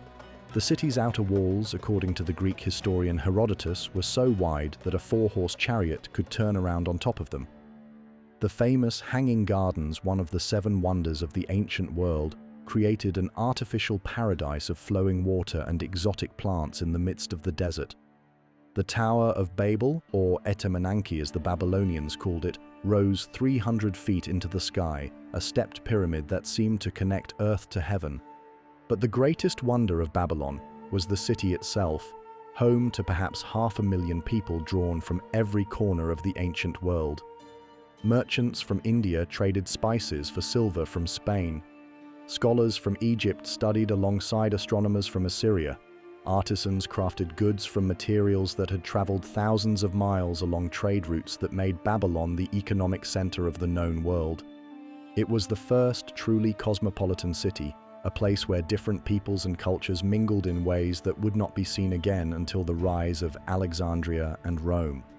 The wealth of Babylon came not just from trade, but from the fertile fields of Mesopotamia, watered by an intricate system of canals that had been maintained and expanded for thousands of years. The land between the rivers, as Mesopotamia means in Greek, was the garden of the ancient world, capable of supporting dense populations and generating the agricultural surplus that funded urban civilization. Babylonian engineers had mastered the art of irrigation, creating a network of waterways that could transform desert into farmland and sustain cities larger than anything Europe would see for another 1,000 years. Yet this same prosperity had bred the weakness that would prove fatal when Cyrus arrived at the gates. The Babylon of 539 BC was ruled by Nabonidus, a king more interested in archaeology and religious reform than in the practical business of governing an empire. Nabonidus spent years away from his capital, excavating ancient temples and attempting to elevate the moon god Sin above Marduk, the traditional patron deity of Babylon. His religious innovations alienated the powerful priesthood, while his long absences created a power vacuum that his enemies were quick to exploit. The day-to-day administration of Babylon fell to Nabonidus's son Belshazzar, a young prince remembered in biblical tradition as the ruler who saw the writing on the wall during a great feast. Whether or not this story is historically accurate, it captures something essential about the mood in Babylon during those final years. A sense of foreboding, a feeling that an age was ending and something new and unknown was about to begin. Into this atmosphere of uncertainty and division came news of a new power rising in the east. Cyrus of Persia had begun his career as a minor king of a mountain people, rulers of tribes that the Babylonians dismissed as barbarians. But this barbarian had already conquered the Lydian Empire, capturing its fabulously wealthy king Croesus and adding the gold of Asia Minor to his treasury. He had subdued the Greek cities of Ionia, bringing the wisdom and skill of Hellenic civilization under Persian rule. Most alarmingly, he had defeated the Medes, the traditional allies of Babylon, and absorbed their empire into his own growing realm. Cyrus was unlike any conqueror the ancient world had previously known. Where previous empire builders had ruled through fear and oppression, demanding tribute and destroying local customs, Cyrus offered something revolutionary: tolerance. His empire was not a Persian kingdom with subject peoples, but a confederation of nations, each allowed to maintain its own traditions and religions under the benevolent rule of the King of Kings. The Cyrus cylinder, discovered in the ruins of Babylon and now housed in the British Museum, preserves the Persian king's own account of his methods. He presented himself not as a foreign conqueror, but as a liberator, chosen by the gods to restore justice and proper religious observance. He promised to return displaced peoples to their homelands, to rebuild destroyed temples, to respect local customs and traditions. It was a message that resonated powerfully with populations that had grown weary of Babylonian rule and Nabonidus's religious innovations. The Siege of Babylon, if it can be called a siege, was one of the most unusual military operations in ancient history. Cyrus arrived before the city's walls with an enormous army drawn from across his empire, but he made no immediate attempt to assault the fortifications. Instead, he proclaimed his intention to liberate the Babylonian people from the tyranny of Nabonidus and Belshazzar, promising that those who submitted would be treated with mercy and honor. The city's defenses were formidable. Babylon's double walls were among the strongest fortifications ever built, protected by moats and towers that had never been breached by enemy assault. The city had enough stored food to withstand a siege of several years, and the Euphrates River provided an inexhaustible supply of fresh water. Previous conquerors had spent decades trying to take Babylon, and most had eventually given up in frustration. But Cyrus had studied the city's weaknesses as carefully as its strengths. He noticed that the Euphrates River flowed directly through the center of Babylon, passing under the walls through gates that were heavily fortified but could not be completely sealed without cutting off the city's water supply. If the river's flow could be diverted or reduced, those water gates might become vulnerable to a surprise attack. Working in secret, Persian engineers began digging a canal upstream from Babylon, gradually diverting more and more of the Euphrates' water into alternative channels. The work took months and required the labor of thousands of men, but it was done so carefully that the Babylonians did not realize what was happening until it was too late. They attributed the gradually falling water level to natural causes, perhaps a drought in the distant mountains where the river had its source. On the night chosen for the assault, the water level had dropped so dramatically that Persian soldiers could wade across the riverbed that normally flowed deep between Babylon's walls. Under cover of darkness, they entered the city through the water gates, moving through streets that were largely empty because the population was celebrating a religious festival. By dawn, Persian forces controlled key points throughout Babylon, and organized resistance was impossible. The conquest was so swift and unexpected that many Babylonians did not realize their city had fallen until they saw Persian banners flying from the palace walls. There was no massacre, no looting, no burning of temples or destruction of monuments. Cyrus had given strict orders that Babylon was to be preserved intact, its people treated as new subjects rather than conquered enemies. The transition from Babylonian to Persian rule was so smooth that daily life in the city continued almost unchanged. Cyrus's treatment of Babylon became a model for Persian imperial administration throughout the empire. Rather than attempting to impose Persian culture and religion on their subjects, the Persians allowed local traditions to continue under the oversight of Persian-appointed governors called satraps. Temples were not just preserved but often restored and enriched. Local elites who submitted to Persian rule were incorporated into the imperial administration, maintaining their positions and privileges while serving the new regime. Perhaps most famously, Cyrus authorized the return of the Jewish exiles who had been deported to Babylon by Nebuchadnezzar decades earlier. The biblical books of Ezra and Nehemiah describe how the Persian king not only allowed the Jews to return to Jerusalem, but provided funding for the reconstruction of their temple. This act of religious tolerance was unprecedented in the ancient world, where conquerors typically imposed their own gods on defeated peoples. The fall of Babylon marked more than just another conquest. It represented a fundamental shift in how empires were conceived and administered. The Persian model of tolerance and cultural diversity would influence Alexander the Great, who consciously adopted Persian administrative practices in his own empire. It would later inspire the Romans, who similarly allowed local customs to flourish under imperial rule. The idea that a great empire could be held together by consent rather than coercion was revolutionary, and its echoes can be heard in modern concepts of federal government and cultural pluralism. Yet the Persian conquest also marked the end of Mesopotamian independence and the beginning of the region's long decline from the center of world civilization to a provincial backwater. Never again would Babylon be the dominant power in the ancient world. The city itself would gradually decay as trade routes shifted and new capitals rose to prominence. By the time Alexander the Great arrived 2 centuries later, Babylon was still magnificent but no longer vital.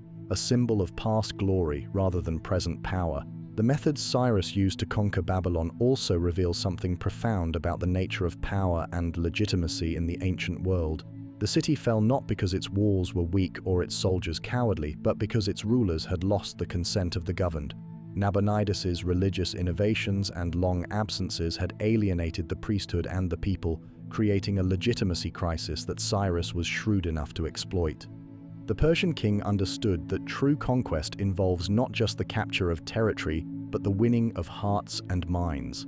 His promises of religious tolerance and cultural autonomy were not just propaganda, but genuine policy, backed up by actions that demonstrated his commitment to ruling as a protector rather than an oppressor. This approach required greater initial investment in administration and diplomacy, but it created a more stable and enduring empire than could be maintained through force alone. The story of Babylon's fall also illustrates the vulnerability of urban civilizations to determined enemies who understand their weaknesses. The very features that made Babylon great, its dependence on the river system, its cosmopolitan population with divided loyalties, its wealth that bred complacency, all became liabilities when faced with an enemy who combined military skill with political intelligence. As you drift toward sleep, imagine that October night when Persian soldiers waded through the shallow waters of the Euphrates, their footsteps echoing softly in the stone channels that had carried the lifeblood of Babylon for thousands of years. Picture the sleeping city, its inhabitants unaware that their world was changing forever, that the age of Mesopotamian dominance was ending and the era of Persian rule beginning. Think of the scribes in the palace who would wake to find new masters, of the priests in the temples who would learn that their ancient rituals would continue under foreign protection, of the merchants in the markets who would discover that the change in dynasty meant new opportunities rather than ruin. In the silence of that transformative night, as one empire ended and another began, the seeds of a new kind of civilization were planted, one that would value diversity over uniformity, tolerance over conformity. The fall of Babylon reminds us that the greatest changes in history often come not through violent revolution, but through the patient work of those who understand that lasting power must be built on consent rather than coercion. Cyrus the Great conquered the world not just with sword and spear, but with the revolutionary idea that different peoples could live together in peace under the rule of law. It was a lesson that would echo through the centuries, inspiring every leader who dreamed of uniting humanity under a single banner while respecting the infinite variety of human culture and belief. In the fading light of the Bronze Age, as the great palaces of Mycenae fell silent and the Hittite Empire crumbled to dust, there appeared on the wine-dark waters of the Mediterranean a fleet unlike any the ancient world had ever seen. These were not the familiar ships of known peoples with their distinctive designs and recognizable banners, but vessels from somewhere beyond the edge of the mapped world, carrying warriors whose very names struck terror into the hearts of those who survived their passage. The Egyptians called them the Sea Peoples, and in the hieroglyphic inscriptions carved into temple walls at Medinet Habu, we can still read the desperate accounts of pharaohs who faced these mysterious invaders. But who were they really? Where did they come from? And why did they appear at the very moment when the Bronze Age world was collapsing into chaos and darkness? These questions have haunted archaeologists and historians for over a century, and the answers remain as elusive as the Sea Peoples themselves. The first reliable mention of these enigmatic raiders comes from the reign of Pharaoh Merneptah, son of the great Ramses II, in the 13th century before Christ. Egyptian records describe a great confederation of foreign peoples who attacked the Nile Delta in alliance with the Libyans, bringing with them weapons and tactics that the Egyptians had never encountered before. Their names echo through the ancient texts like distant thunder: the Shurdan, the Luka, the Tersha, the Akawasha, and the Sheklesh. But it was during the reign of Ramses III in the early 12th century BC that the Sea Peoples emerged as a force that threatened the very survival of Egyptian civilization. The pharaoh's scribes recorded their approach with a mixture of awe and terror, describing how they came in ships without number, how they brought fire and destruction to every land they touched, how they moved with their families and possessions, as if seeking not just plunder, but new homes. The reliefs carved on the walls of Ramses' mortuary temple show these invaders in remarkable detail. They wear distinctive feathered headdresses and carry round shields, quite different from the rectangular shields favored by Egyptians and other Near Eastern peoples. Their ships have high prows and sterns decorated with bird heads, designs that suggest origins in the Western Mediterranean or even the Atlantic beyond.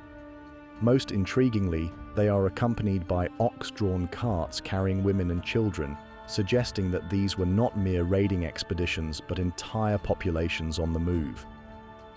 What makes the Sea Peoples particularly mysterious is the timing of their appearance. They emerged during the Bronze Age collapse, that catastrophic period around 1200 BC when virtually every major civilization in the Eastern Mediterranean either fell or was severely weakened. The Mycenaean palaces were abandoned, the Hittite Empire vanished, Ugarit was burned and never rebuilt, and even mighty Egypt barely survived the crisis. Were the Sea Peoples the cause of this collapse, or were they themselves refugees from it? The evidence suggests a complex relationship between the Sea Peoples and the broader crisis of the Bronze Age world. Some of them may indeed have been displaced populations, driven from their homes by the same forces that were destroying established civilizations elsewhere.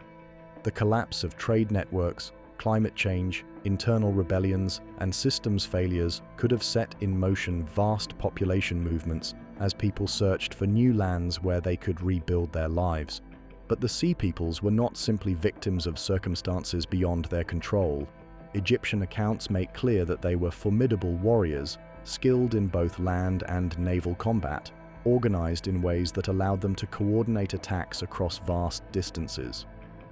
They possessed advanced metallurgy, probably including knowledge of ironworking that gave them significant advantages over Bronze Age armies. Their success in battle suggests military innovations that went beyond superior materials to include new tactics and strategies. The Sherden, one of the most frequently mentioned groups among the Sea Peoples, may provide clues to their origins and nature. These warriors, with their distinctive horned helmets and round shields, appear not only in Egyptian accounts of invasions but also as mercenaries in Egyptian service, suggesting a complex relationship that went beyond simple enmity. Some scholars believe the Sherden may have originated in Sardinia, while others point to possible connections with the Balkans or Anatolia. The Peliset, another major group among the Sea Peoples, are particularly intriguing because they may be the ancestors of the Philistines mentioned in biblical accounts. After their defeat by Ramses III, some of the Peliset appear to have settled in the southern Levant, where they established cities like Gaza and Ashkelon. Archaeological evidence from these sites shows cultural elements that are clearly non-Semitic, including distinctive pottery styles and architectural features that may preserve memories of the Sea Peoples' original homeland. The Luka are known from Hittite records as well as Egyptian ones, identified as raiders and pirates who operated from bases along the southwestern coast of Anatolia. Their inclusion among the Sea Peoples suggests that some of these groups may have been engaging in maritime warfare for generations before the great invasions of the 12th century BC. The collapse of Hittite power may have freed them from whatever constraints had previously limited their activities, allowing them to join larger confederations aimed at more ambitious conquests. One of the most fascinating aspects of the Sea Peoples phenomenon is the question of how such diverse groups managed to coordinate their activities across the vast distances of the Mediterranean. Ancient communication was slow and uncertain, yet the Sea Peoples appear to have launched synchronized attacks on targets separated by hundreds of miles. This suggests either remarkable organizational abilities or shared cultural and linguistic backgrounds that made cooperation possible. Some scholars have proposed that the Sea Peoples were part of a general migration period triggered by climate change in the late Bronze Age. Evidence from tree rings, ice cores, and archaeological sites suggests that the eastern Mediterranean experienced a prolonged period of drought and cooling around 1200 BC. Such environmental stress could have forced agricultural populations to abandon their traditional homes and seek new territories, creating the massive population movements that Egyptian sources describe. Others argue that the Sea Peoples were primarily opportunistic raiders who took advantage of the weakness of Bronze Age civilizations to engage in piracy and conquest on an unprecedented scale. The collapse of central authority in many regions would have left coastal cities and trade routes vulnerable to attack, creating ideal conditions for maritime warfare. The wealth accumulated in Bronze Age palaces and temples would have been irresistible targets for peoples who possessed the ships and military skills to reach them. The technology of the Sea Peoples also raises intriguing questions about their origins and capabilities. Egyptian depictions show them using weapons and equipment that were advanced for their time, including what appear to be iron tools and weapons. If the Sea Peoples were indeed among the early adopters of iron technology, this would help explain their military success against Bronze Age armies. Iron weapons were not only harder and more durable than bronze, but the raw materials for iron production were far more widely available, potentially democratizing military technology. The ships of the Sea Peoples, as depicted in Egyptian reliefs, show design features that suggest considerable maritime experience and technological sophistication. Their vessels appear to be larger and more seaworthy than typical Bronze Age ships, with high freeboard and distinctive hull shapes that would have made them effective platforms for both transportation and warfare. The presence of women and children in their fleets indicates that these ships were capable of carrying entire communities across the open Mediterranean. The aftermath of the Sea Peoples' invasions had profound consequences for the ancient world. Egypt survived their attacks but was permanently weakened, never again achieving the power and influence it had wielded during the New Kingdom. The destruction they wrought contributed to the collapse of the Bronze Age international system, leading to a dark age that lasted for several centuries in many regions. Yet the Sea Peoples may also have been agents of positive change, introducing new technologies, cultural practices, and population groups that would eventually contribute to the recovery and transformation of Mediterranean civilization. The Philistines, if they were indeed descended from the Peliset, became important players in the political and cultural development of the ancient Near East. Other Sea Peoples groups may have contributed to the ethnic and cultural mixing that characterized the early Iron Age. The mystery of the Sea Peoples reminds us how much we still do not know about the ancient world, how many crucial episodes in human history remain shrouded in uncertainty. These shadowy figures appeared at one of the great turning points in human civilization, witnessed the end of the Bronze Age and the beginning of something new, then vanished back into the mists of time, leaving only fragments of evidence and endless questions. Perhaps the most important lesson of the Sea Peoples is the recognition that major historical changes often involve forces and actors that remain largely invisible to us. The Bronze Age civilizations that fell during the 12th century BC were literate societies that left extensive records, yet they tell us remarkably little about the peoples who helped bring about their downfall. This suggests that many of the most significant actors in ancient history may have been non-literate societies that left no written records of their own. The Sea Peoples also illustrate the interconnectedness of the ancient Mediterranean world, showing how events in one region could trigger consequences across vast distances. Their appearance during the Bronze Age collapse was not coincidental, but part of a complex web of cause and effect that linked societies from Spain to Mesopotamia. Understanding their role requires us to think about ancient history not as a collection of separate civilizations, but as an integrated system where changes in one part could destabilize the whole. As you drift towards sleep, imagine those mysterious ships appearing on the horizon of an Egyptian harbor town in the 12th century BC, their strange sails billowing in the Mediterranean breeze, their crews speaking languages that no one had heard before. Picture the fear and confusion of coastal peoples who watched these vessels approach, not knowing whether they brought trade or war, salvation or destruction. In the holds of those ships were families seeking new homes, warriors carrying weapons forged with new technologies, children who would grow up to found new settlements in distant lands. They were the agents of change in an age of crisis, the human face of historical forces that transformed the ancient world in ways that still echo through our own time. The Sea Peoples vanished as mysteriously as they appeared, leaving behind only scattered clues and fragmentary records. But their impact on the course of human history was profound and lasting, a reminder that sometimes the most important actors in the human drama are those whose names we never learn, whose stories remain forever hidden in the shadows of the past. In their mystery lies a truth about history itself. that the forces that shape our world often come from unexpected directions, carried by people whose courage and desperation drive them to venture into the unknown in search of something better. In the quiet hours before dawn, when the world holds its breath between the end of night and the beginning of day, we can still hear them. The distant echo of bronze wheels on ancient stones, the whisper of arrows through morning mist, the clash of shields that once decided the fate of empires. These are not merely sounds from the past, but the heartbeat of human civilization itself, the rhythm that has driven our species from the first crude villages beside prehistoric rivers to the global community we inhabit today. We have journeyed together through the great conflicts that shaped the ancient world, witnessed the rise and fall of empires, walked beside heroes whose names still stir our hearts, and stood in the ruins of cities that once commanded the known world.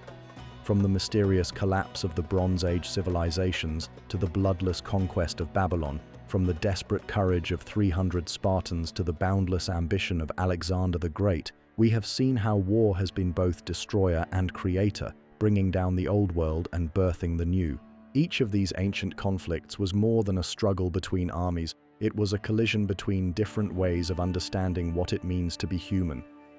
When the Greeks faced the Persian Empire at Marathon and Salamis, they were fighting not just for their independence, but for the radical idea that free citizens could govern themselves better than subjects ruled by god-kings.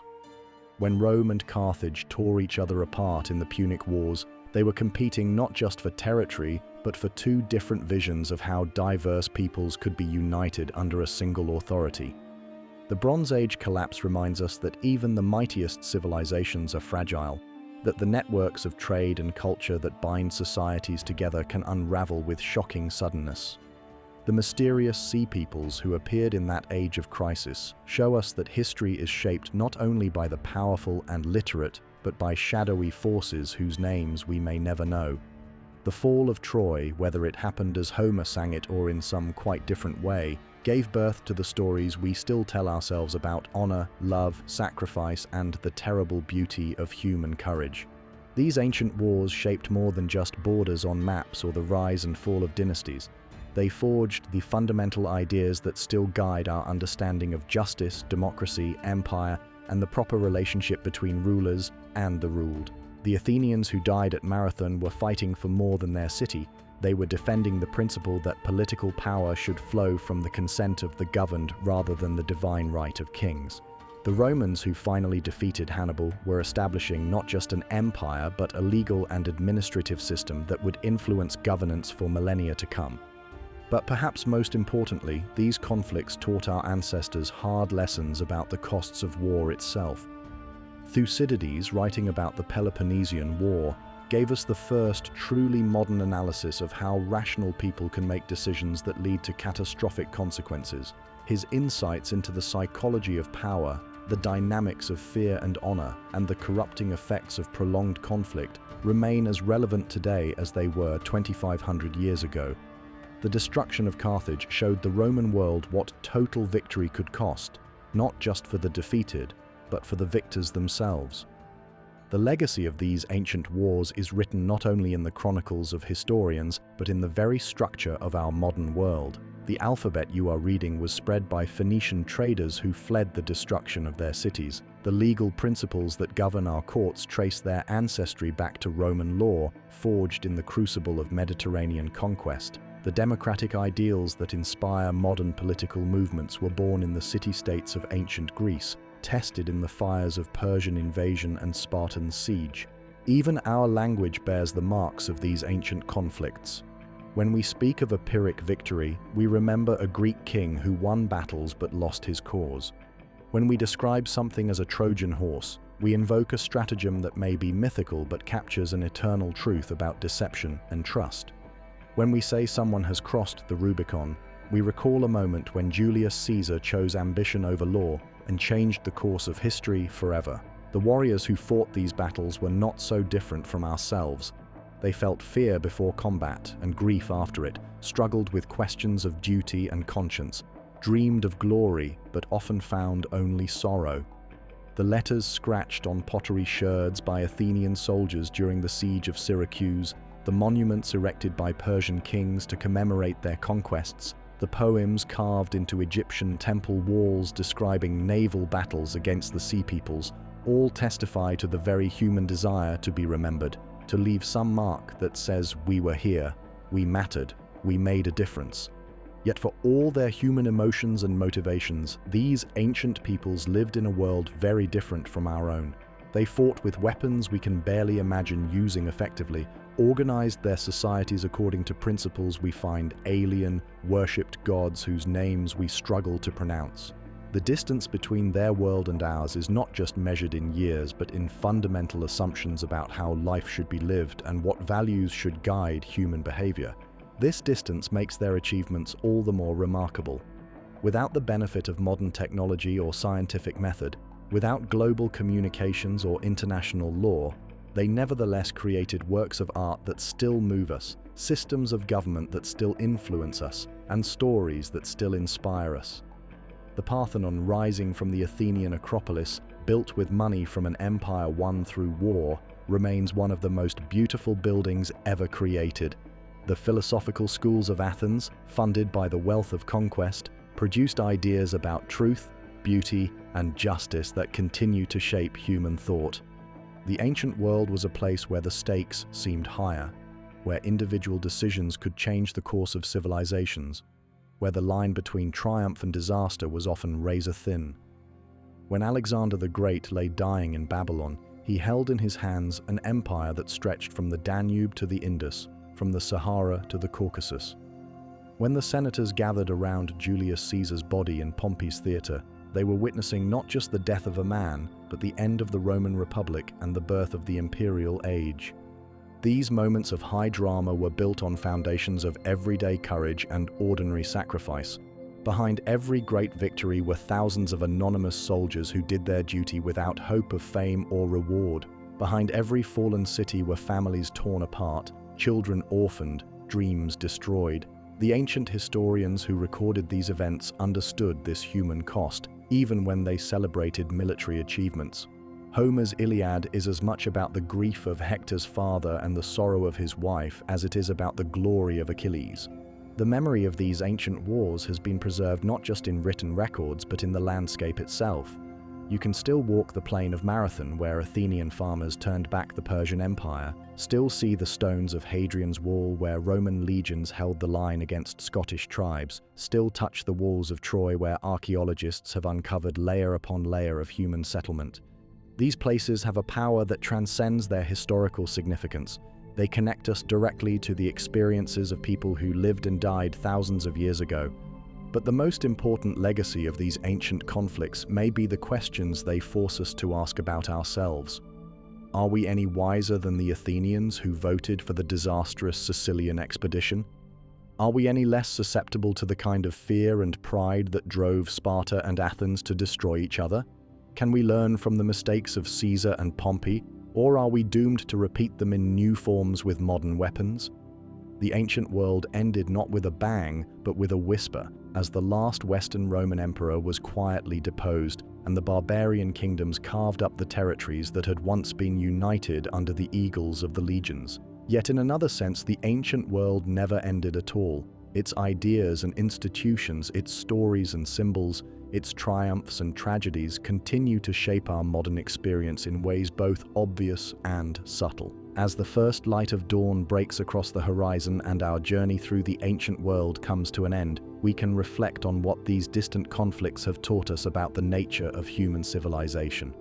War has been both destroyer and creator, bringing down old orders and making space for new ones.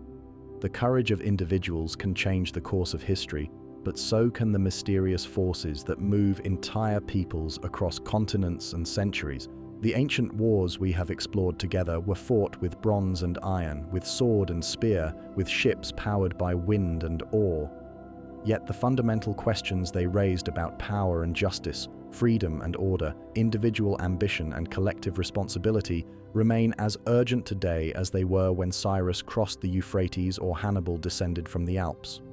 In the end, perhaps the greatest lesson of these ancient conflicts is that human nature itself is both the source of our greatest achievements and the seed of our deepest tragedies. The same qualities that drove Alexander to conquer the known world also led to his early death in a foreign palace. The civic virtues that made Rome great also contained the seeds of the civil wars that destroyed the Republic. The love of freedom that inspired the Greeks to resist Persian domination also made it impossible for them to unite permanently against common threats. The echoes of these ancient wars still sound in our world, in every struggle between democracy and authoritarianism, in every conflict between different visions of how society should be organized, in every moment when individuals must choose between personal safety and higher principles. The men and women who fought and died on the battlefields of the ancient world left us more than just stories. They left us an inheritance of courage, wisdom, and the eternal hope that out of the ashes of conflict, something better might arise. As you close your eyes and let sleep carry you away from this world of ancient struggles and distant triumphs, remember that you are the heir to all these conflicts, the beneficiary of all these sacrifices, the product of all these dreams and disasters. The blood that flows in your veins connects you to every warrior who ever stood in a phalanx, every sailor who ever rode a trireme, every citizen who ever voted in an assembly. The past is not dead, it lives on in you, waiting to be awakened, waiting to inspire new stories of courage and wisdom for generations yet to come.